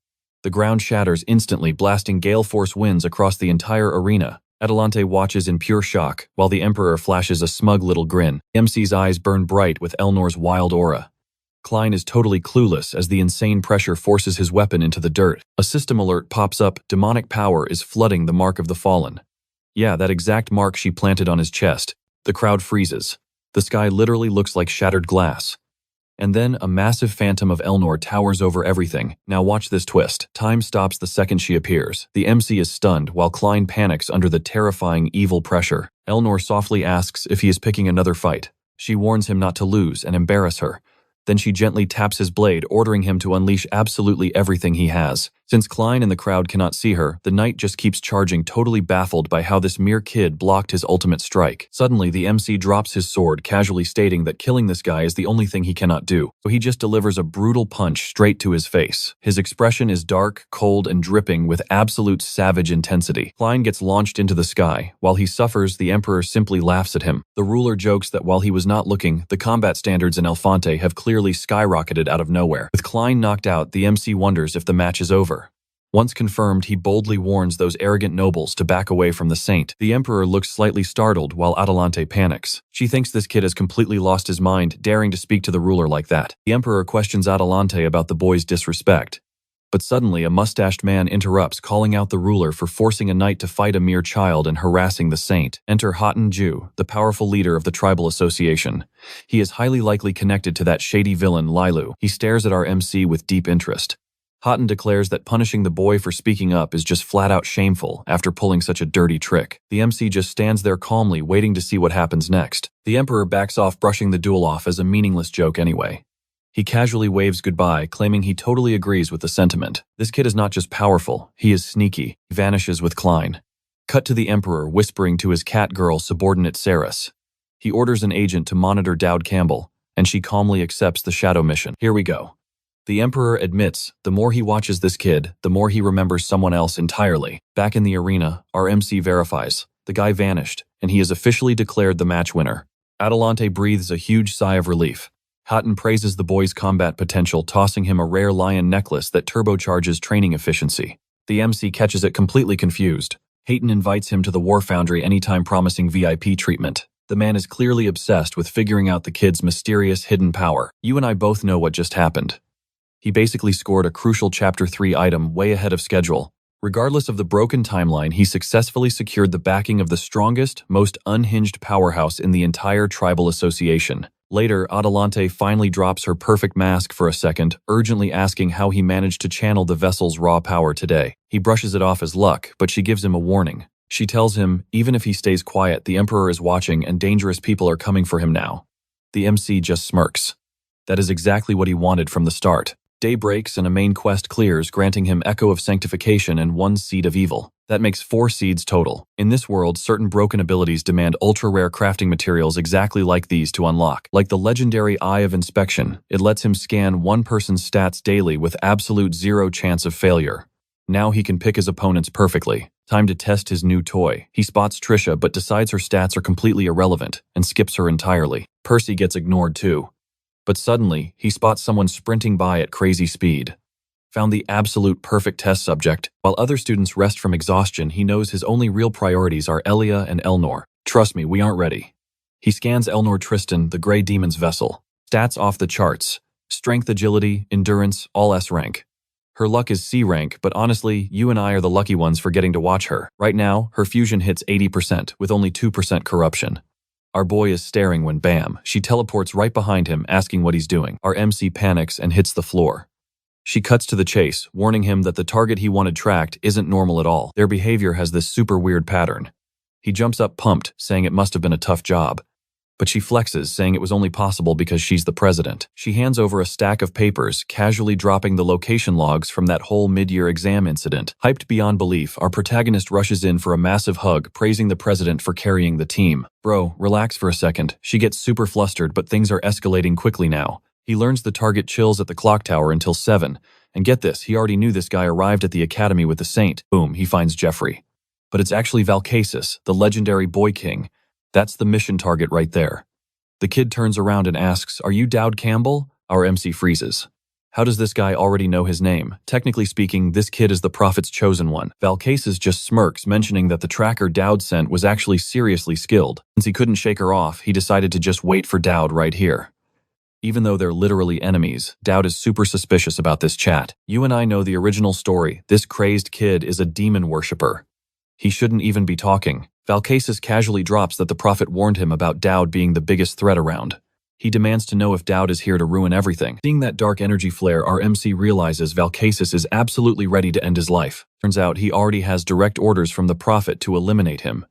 And yeah, the prophet is that girl in the tight outfit. Dowd is sweating bullets locked in a heavy stare down while Valcasis demands to know exactly how much he's figured out. Standing face to face means the kid already suspects his identity. But Dowd fires back, "I know you don't have bad intentions, even if your plan is to destroy the entire academy." Hold up, what? So they can't coexist? Valcasis just coldly replies, "Yes, the prophet is super interested in this. And man, look at her on screen. But right now they're dead set on exposing Dowd's true identity. Even though the MC already knows that down the line he'll have to fight everyone who got that divine awakening. I'm completely lost, just like our MC. Why is this guy exposing all his secrets? They're literally enemies. Valcasis shouldn't be leaking intel like this. But get this, the blonde kid calmly claims he doesn't actually want to ruin Dowd's master plan. All he wants is a fair fight between them. Our boy Dowd thinks that's incredibly suspicious. Valcasis believes a game must always be perfectly fair. To him, Dowd is at a massive disadvantage right now, no matter how much future knowledge he holds. And the whole reason he showed up was to see if Dowd was going to cheat.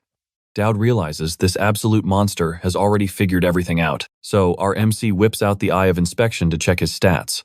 The blonde kid just smirks, letting him look at whatever he wants. Boom. He's fully corrupted, rocking negative 213,000 in applied alchemy. Let that sink in. We both realize alchemy isn't normal magic. Every spell cast literally burns away your actual lifespan. Valcasis laughs, calling that ability useless in combat. Dowd fires back, asking why he's even running his mouth. The boy king explains he just wanted to confirm if the prophet's warnings about Dowd were actually true. He honestly doesn't mean to offend him, but right now he doesn't see Dowd as a threat.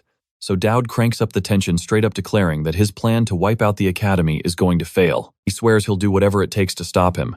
Valcasis calls him totally delusional for acting tough after seeing the insane alchemy inside him, but our MC doesn't blink. He promises to save Valcasis and his entire kingdom. The blonde villain just bursts into laughter. He turns his back, mocking that Dowd will just become victim number 213 million. Then boom, he launches forward, morphs into a terrifying monster and vanishes. Dowd talked a big game, but inside he's completely terrified. Beating a monster like that feels basically impossible. Quick scene change, we jump to Lucian chatting with her sister, asking how she likes her new outfit. She nods, saying it's a little embarrassing to wear outside. "Girl, please, you are literally wearing pajamas." Lucian warmly tells her to take whatever clothes she wants. After everything Yuria did for her, spoiling her is the bare minimum. Yuria smiles and says thanks while the smoker just aggressively chain smokes. She really thought Yuria's life would be completely ruined by that dark curse, but somehow she looks perfectly fine. Suddenly, she spots a weird collar on Yuria's neck and asks what it is. Yuria happily explains it's just a sweet little gift he gave her, proving how special their relationship really is. He literally ordered her to wear it or else he'd cut contact. Lucian is completely weirded out, but Yuria just blushes, saying she'll wear anything to keep seeing Dowd. The blonde furiously bites down on her cigarette, absolutely snapping as she demands to know where that wretched demon is hiding. Wild right, you and I just watched our MC desperately blame this insane misunderstanding on her curse. Alright, let's jump back in.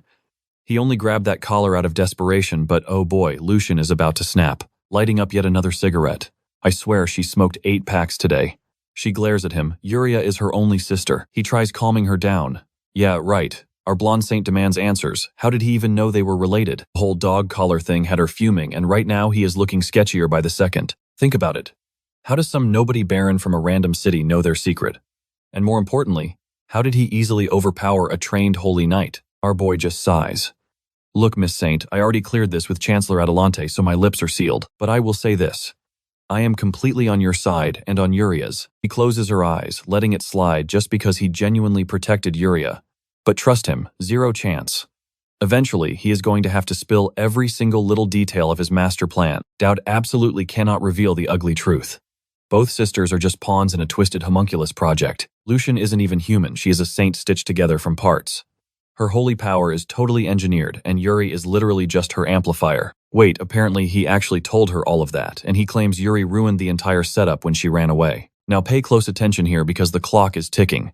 They only have 3 days to prepare before the academy gets attacked. They sneak into a restricted zone, holding an academy divine item.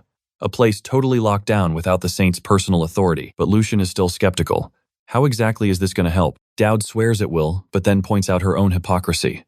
The poor girl is literally being dragged inside wearing a collar and a bag over her head. How is that any better? The smoking saint fires back just to disguise. They are pretending to bring some random girl in for an exorcism, knowing barely any students ever visit the sanctuary anyway. Dowd tells the saint and the extra to scram. But Alia stands her ground totally serious. No way she has to stay and watch whatever crazy stunt he pulls. Lucian admits having the hero candidate stick around actually relieves her anxiety. She let her tag along because she genuinely trusts the creator's choice. They finally rip the bag off Yuria's head, and Lucian leaves Alia in charge. Alia says she can absolutely count on her. With that, Lucian steps out. Dowd explains the chain smoker couldn't stay anyway. See, only demons have the freedom to mess with the human world however they want. Angels and saints, totally different ballgame. They are bound by strict rules, meaning low-rank angels are basically powerless. Heading outside, Lucian promises to wait for Yuria. Meanwhile, Dowd realizes he got super lucky. The saint actually trusts Alia. Honestly, Alia is just as shocked by the trust. She comforts a trembling Yuria, promising to protect her no matter what. But Yuria absolutely panics seeing Dowd draw his sword near the sacred item. Poor Alia is just standing there completely clueless. Outside, our saint sparks another cigarette. She still cannot fathom why everyone trusts this suspicious guy, but she has to believe in her sister and the candidate. You're gonna want to see this. She assumes he won't be reckless, but boom, a massive angel materializes right in front of him. Seriously though, what is up with that crazy neckline? Ilya is completely frozen seeing a real angel. And honestly, I need to go buy a button for her outfit to keep this video monetized. Enter the Angel of Virtue A, 11 number 1. Virtue seems to be her rank. And Dowd instantly breaks a sweat. She is a whole level higher than he calculated. The angel waves her hand gracefully, claiming she understands the human's intent. Yep, she just magically knocked both girls out cold. Floating down, she locks eyes with him. She remembers his face perfectly from the reports of her angelic soldiers. Dowd instantly yells at her to stop. Do not hack his mind to implant behaviors. The well-endowed angel looks genuinely shocked he knows her trick. Dowd remembers the game lore perfectly. Angels cannot throw physical punches in the human realm, so they always resort to completely hijacking people's minds instead. Just her floating there making eye contact, that was already enough to launch a psychic assault. The angel reads his mind and boom, Dowd collapses to his knees. She just wanted to give a warning, but his blatant blasphemy feels entirely intentional now. And wow, they really zoomed straight in on her mouth here. She notes how prepared he looks for what is coming. I mean, yeah, it is obviously about to be some crazy mind labyrinth. What else would it be? Dowd opens his eyes, realizing he is trapped inside his own mental space. But the angel is confused. Why is it completely empty? Normally, a mindscape takes the physical shape of someone's personal morals. So why is his just a dark, empty void? She literally cannot tell if he is righteous or purely evil. She is scratching her head, totally glitching out, trying to figure out how to judge this guy. Meanwhile, Dowd is internally smirking. If his mental space fully formed, that means his soul is left completely exposed, which is exactly what he planned all along. Because the exact second this space links to his soul, it is an ambush. So what do you and I make of this trap? Yuri is out cold, the sky shifts purple, and the angel panics. Did he just lock them in? Stick with me here, he swears he didn't create this. Something slithers up the pillar, and the angel panics. She blinks. Looks again. Nothing. Absolutely nothing is there, which is seriously creeping her out. Now watch closely. A little demon girl is literally on her back. The angel turns, but instantly she gets completely swallowed up in a massive web of hair. Looked like Elnor for a second, but it's actually demon Yuria. Plus our boy is standing there, deadly charm fully activated. Shirt is already off. Bro, calm down. But you and I know why the white demon fragment just took a huge interest in him. Trust me on this one. She's staring, whispering beloved while his chest tattoo literally crackles. Her hair coils tightly around him as she murmurs she always wanted to meet. The angel is completely lost.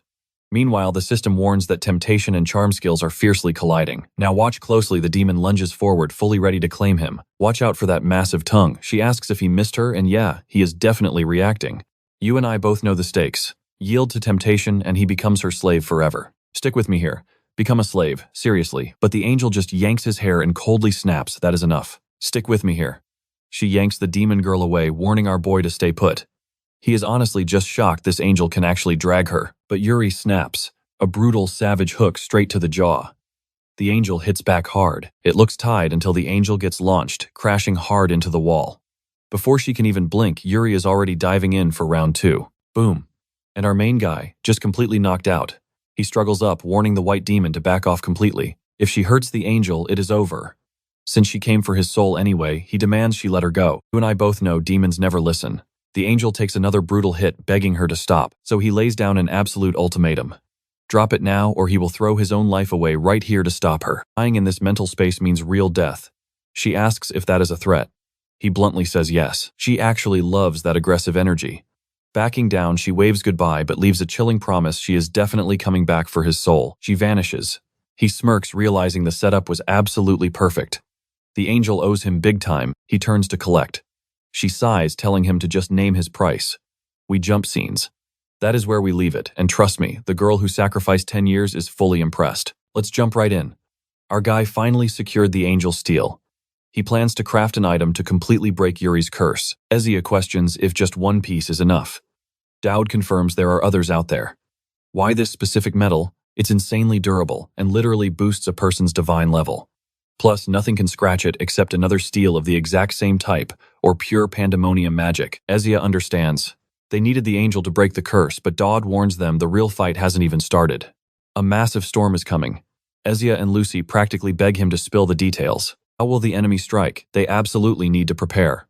He stops holding back. Time to lay out the full survival plan for the academy. And everyone is grinding hard right now. Elnor tackles the paperwork. Persial hits the forge and Volkus waits. Meanwhile, Alia's old crew notes the final outside train just arrived. Their squad is leveling up fast, leaving every single rival behind. Now watch closely, this is where it shifts. Our main character walks past laughing at how clueless everyone is. He wishes for a peaceful school life, even though his actual past was awful too. Then, out of absolutely nowhere, the prophet blocks his path. This girl in latex introduces herself as his personal butterfly effect. He's totally lost. She claims his every move pulled her right to him. Before he can even ask a question, she teleports behind his back, whispering how crazy it is that he stays so perfectly calm. He expected some overpowered genius, but he feels completely painfully average. How is a normal guy surviving against elite demons? Our protagonist is drawing a blank. She wasn't in the original story at all. You and I are probably just as confused as he is. Number 1, fan. What is she even talking about? She literally throws herself at him, bragging that she's way better than those demon girls. He's just standing there completely stunned. Why is she even here? Where did she drop from? Then she suddenly flashes a stolen piece of paper, the key, and scolds him for being incredibly careless. His brain is screaming danger. So why the hell is his system staying completely silent about this obvious threat? And now she's lurking right behind him, complaining that the other girls are getting way too close. She vows to kill them all, claiming none of them know his true self. In her twisted mind, she is the only person alive who truly understands him and can look him in the eye. Not even villains or demons can. Trust me on this one. Stick with me. We're figuring this out together. She admits she knows he's been preparing to fight Volkaskius. You're about to see the perfect plan fail. He thought the invasion was tomorrow. Claims she wants to believe in him, testing exactly what he's capable of. Oh yeah, she definitely messed with something because right on cue, the entire academy barrier starts shattering. Cut to poor Alia just chilling with her squad, happily munching on delicious snacks. They're hyping her up like, wow, you're such an amazing hero candidate, but Alia stays humble. I'm really not that strong, she says. Her friend pushes back. Yes, you are, you've been training with Dowd, but none of that hype matters now. The whole academy violently starts to shake. Panic sets in. Everyone's staring at the cracked barrier, trying to figure it out.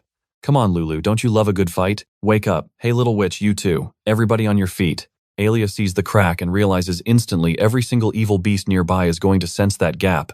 And my beautiful Adelante is already closing in fast. She fires up some magic right there, clearly trying to reinforce the breaking barrier, all while thinking this invasion triggered way faster than Dowd predicted. If this is somehow his master plan, he has some serious explaining to do. Yeah, nice try, sweetheart. Now watch closely. This is where it goes to hell. The magic circle drops. Monsters are here. Background students are totally paralyzed in shock as the streets instantly flood with nightmare creatures. Meanwhile, Volka mocks the kid, thinking the enemy would actually announce their attack date, completely naive. Enough, Dowd. The waiting game is over. I've waited way too long. And look at those monsters. One of them just wrapped its massive tongue right around some poor kid's head. But wait, our absolute legend, Professor Conrad, comes tearing through the horde, screaming at these idiots to take the threat seriously. Because this is no practice run. Wow, those were literally hero candidates. Alia's own friends. Oh, for the love of God. We are absolutely screwed. Conrad checks the ceiling, realizing the portal beasts aren't even the biggest issue here. The real terror. If that barrier falls completely, the Academy has zero protection left. How is the Chancellor even supposed to fix this mess? The blonde kid screams to group up, but these beasts aren't giving them a second. The campus soldiers charge in basically random fodder compared to the students. Man, I respect his bravery. Or actually, no, I was going to respect him. The poor guy gets completely eaten in the very next panel. You and I both know the feeling. The main character's flawless master plan totally wrecked out of nowhere. The barrier is gone and absolute monsters are swarming the school. Somebody call Elnor. There she is, giant hat and a razor-sharp sword, demanding to know if he somehow missed the evacuation order. The second our protagonist spots her reality hits him. He needs to pull a solution together right now. If fixing the barrier is impossible, then the absolute minimum he can do is fight. She steps up, telling him to stop pretending he can't hear her. Meanwhile, Ophelia is frantically screaming for everyone to regroup with the student council. Elnor tells him to escape ahead, but our boy, he says he needs her help just one more time. If she just follows his lead, they can actually save the school. Explosions are rocking the campus, while Ophelia desperately screams out Elnor's name. The protagonist plays the emotional card. He tells Elnor to remember every single thing they've survived together, every crazy incident, going all the way back to that insane train accident on day one. He might be totally bizarre, but when he claims he has a plan, he never lies. Ophelia orders Elnor to grab the kid so they can finally escape. Elnor drops her head, apologizes to Dowd, and declares this is the absolute last time she'll trust him. Thank God, I genuinely thought she'd ditch him, so the duo sprints off in the opposite direction, leaving Ophelia thinking Elnor has lost her mind. Elnor demands the kid just spit it out already. How do they fix this? Simple. He knows exactly who is hiding on campus. He rushes straight up to these sketchy hooded figures begging for help, but they claim their hands are tied. Nice try. The kid reveals he knows the Emperor sent them after that crazy duel. They are exorcists stationed here just to observe the chaos. The cloaked figures fiercely deny everything, but our protagonist tells them to drop the act. He knows their single mission is keeping him alive. The white-haired girl finally smirks. So what if it's true? As long as he breathes, their job is done. The protagonist instantly realizes these absolute scumbags don't care if the entire academy burns down. Sure, they'll keep him breathing, but letting the school fall means he loses the Valkyrie contest. Meanwhile, they relay intel to Saris, a cute assassin girl, confirming they found her target item. Our guy refuses to die today, so he just screams for the woman to help. He loudly shouts the name Saris Dreamer, betting everything that she can hear him. The white-haired girl looks totally lost, but suddenly the charm triggers, and Saris, Master of Assassins, is hooked. Saris orders this Vizsla girl to assist the boy. This creepy little bug thing appears, acknowledging her master's command. That's where we leave it. With Finric spawning everywhere, trust me, you'll want to see what's next. Let's dive right in together. Our guy heads toward the Shadow Trio. Saraz demands he explain his intel later and take full responsibility for his claims. What did he say? Just her name, relax. Her elite shadow jumps in, completely tearing through the horde everywhere. That wild flexibility, absolutely insane. Elnor looks blown away by that strength. But our main character says time is up. They must hit the clock tower right now. The real boss is waiting upstairs. Elnor demands to know how he got that intel, completely tired of his endless excuses. He already realized that since day one, the guy has not spoken a single honest sentence. He hides everything behind riddles. But she figures he has a solid reason for it. Honestly, that is why she trusts him. So right now, skip the lies. They just need to focus on completing this intense mission. He opens his mouth to thank her. Suddenly, a massive shadow drops over them. Big problem. Now pay close attention here. This is the Terror of Flesh, an immortal game boss with infinite regeneration. The only real survival strategy is luring it somewhere else. He yells at Elnor to run interference, but she is completely distracted, claiming she will slice it right in half. The kid frantically screams for her to stop. She ignores him entirely. Once enraged, logic completely vanishes. She goes full throttle. Tristan attack sequence engaged. The beast throws a massive strike and he yells to counter. She flashes her blade, triggering the ultimate Tristan defense. But the weapon completely shatters. Reality hits hard. Not even the legendary Tristan technique works here. Our guy has zero time to waste. He must scale that tower now. Leaving Elnor to fall is not an option. She starts flaring her aura, demanding he save Elefante even if she gets completely defeated. But Dowd is deeply disappointed. Why is she crumbling just because her weapon snapped? Elnor is the very last Tristan. She is absolutely not supposed to show pathetic weakness like this. She is literally the game's final boss. Exactly. So he waves her down, shakes his hips, steps in close, and whispers a secret. No idea what dropped from his mouth, but boom. He said his piece and instantly vanished. And yeah, it must have been utterly wild. She suddenly snaps cleanly, striking the monster's core, splitting the mutating beast perfectly in half. Watching from high above, Volkas smiles. He admits this kid is genuinely fascinating. Our hero finally arrives. The blonde asks if he remembers their bet. The protagonist smirks. Obviously he came to win. The guy immediately fires up 16 demonic circles, spitting out how much he absolutely loathes demon worshippers. Drawing his blade, our guy calls him out. He knows Volkas acts this way because demons tormented him for thousands of years. He only teamed up with a demon-obsessed prophet for one pure reason. The absolute guarantee that he could finally score a clean, permanent rest. You and I both get it. In the original plotline, the prophet promised Volkas that she could actually eliminate him. See, Volkas is an immortal homunculus. That explains his whole billion lives situation perfectly. The prophet promised that destroying Volkas and the entire academy would finally grant his deepest wish. After centuries of suffering, he trusted her. Volkas asks how our hero plans to actually win. Dowd fires back. Without that knowledge, he would not be this confident. The blonde sneers. Since the kid knows everything, he has to attack. The curse means Volkas only falls when fighting at 100% of his absolute maximum strength. Our guy tells him to bring it on. Meanwhile, Elia admits she never expected to experience this utter madness alongside her friends. Yuria questions if they are actually doing this. Lucian simply says he completely trusts Elia's timing. Sitting right on a massive catapult, Elia screams for her squad to brace themselves. Yuria slams the lever down. Boom, they launch into the sky. Wait, did our guy seriously tell them to catapult to the roof? Back downstairs, Volkas demands the kid prove he is not just cheap talk. Unfortunately, Dowd is freezing up.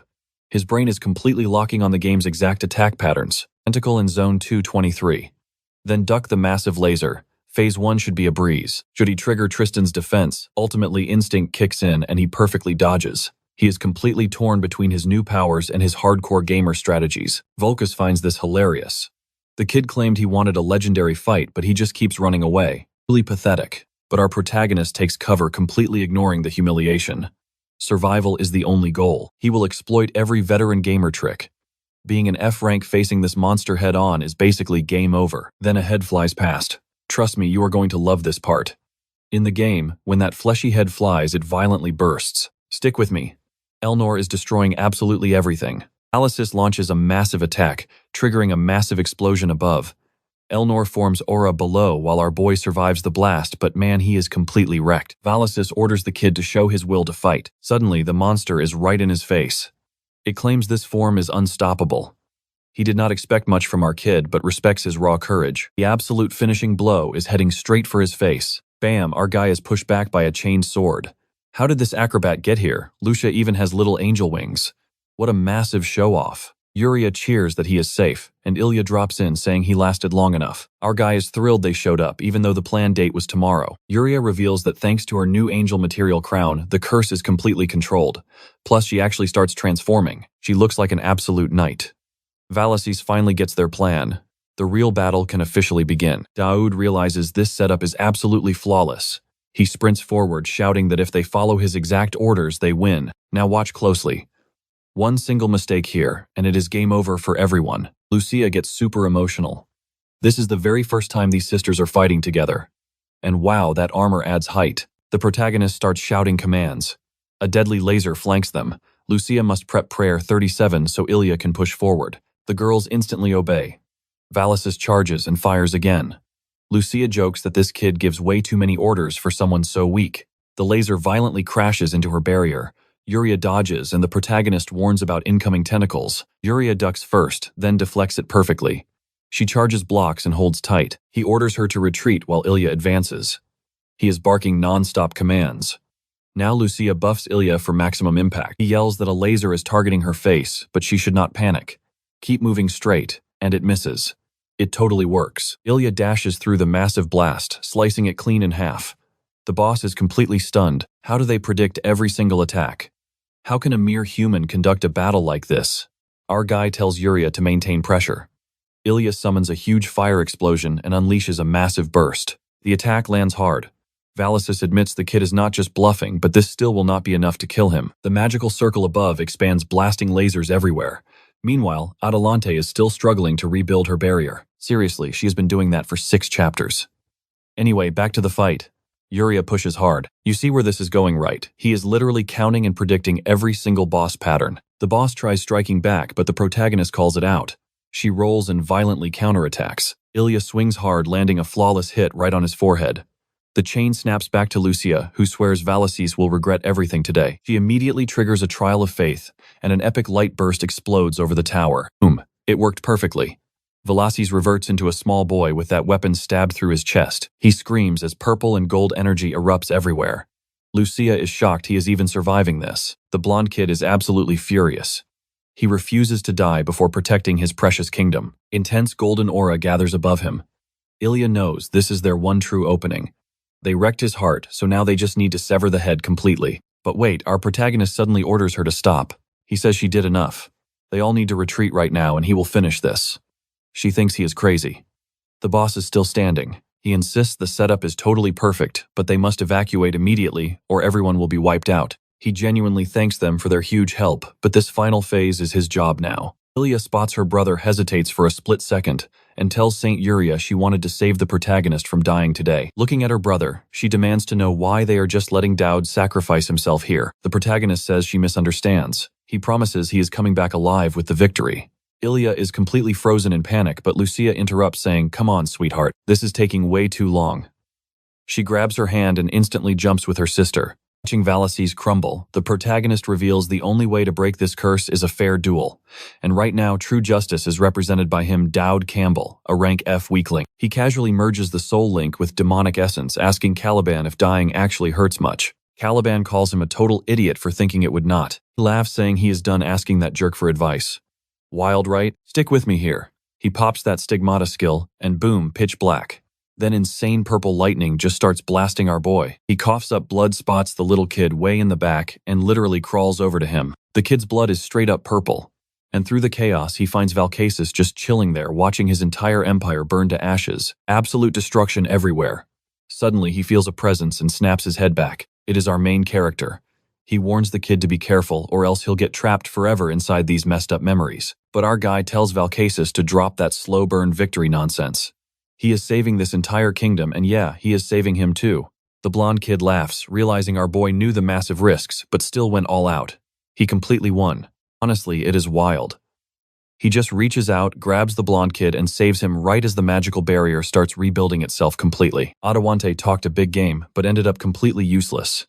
Our main character was the only one who actually fixed this. The portal instantly vanishes from the top of the tower in a flash. Main quest completely cleared. He bags a massive 1,000 points and unlocks a rare Inquisition interaction. Now watch closely when he finally opens his eyes. Guess who is waiting? She plops right in his lap, asking if she arrived right after he beat those monsters. Yup, she did. He asks if she is mad he left her behind to chat with that weird kid. Nope, she is angry for a totally different, much deeper reason. She bumped into the hero candidate and the saint across the tower. And apparently, they all teamed up to help him take down Valcasis, which totally annoys her. She should have been brought along for a massive decisive moment like that. Our guy is clueless. Is this pure jealousy or is her pride just hurt? Getting up, he teases her about being jealous. She immediately tells him to drop dead. Meanwhile, our boy just thinks everything worked out perfectly. Alavane and Valcasis can finally rest in peace.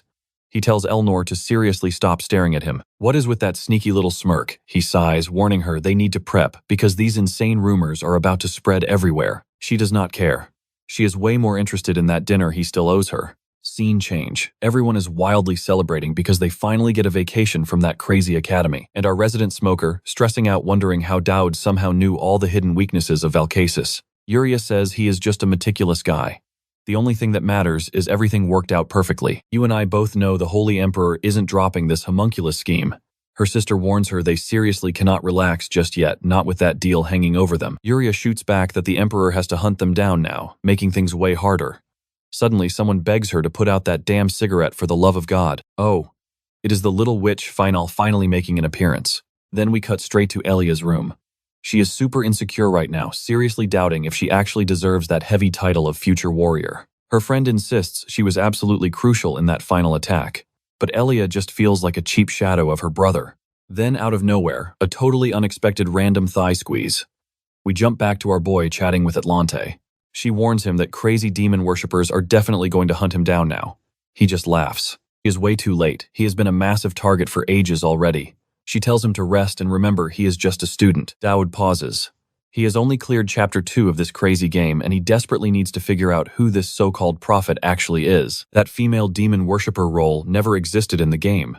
Then Atlante tells him to just play along. He just stands there completely lost. Play along? What on earth is she talking about? He casually assigns Elia and Elnor to go on this family trip with him. Trust me, you and I are gonna love this next chaotic arc. Can she seriously just do that? Just shipping top-tier girls wherever she wants? Oh right.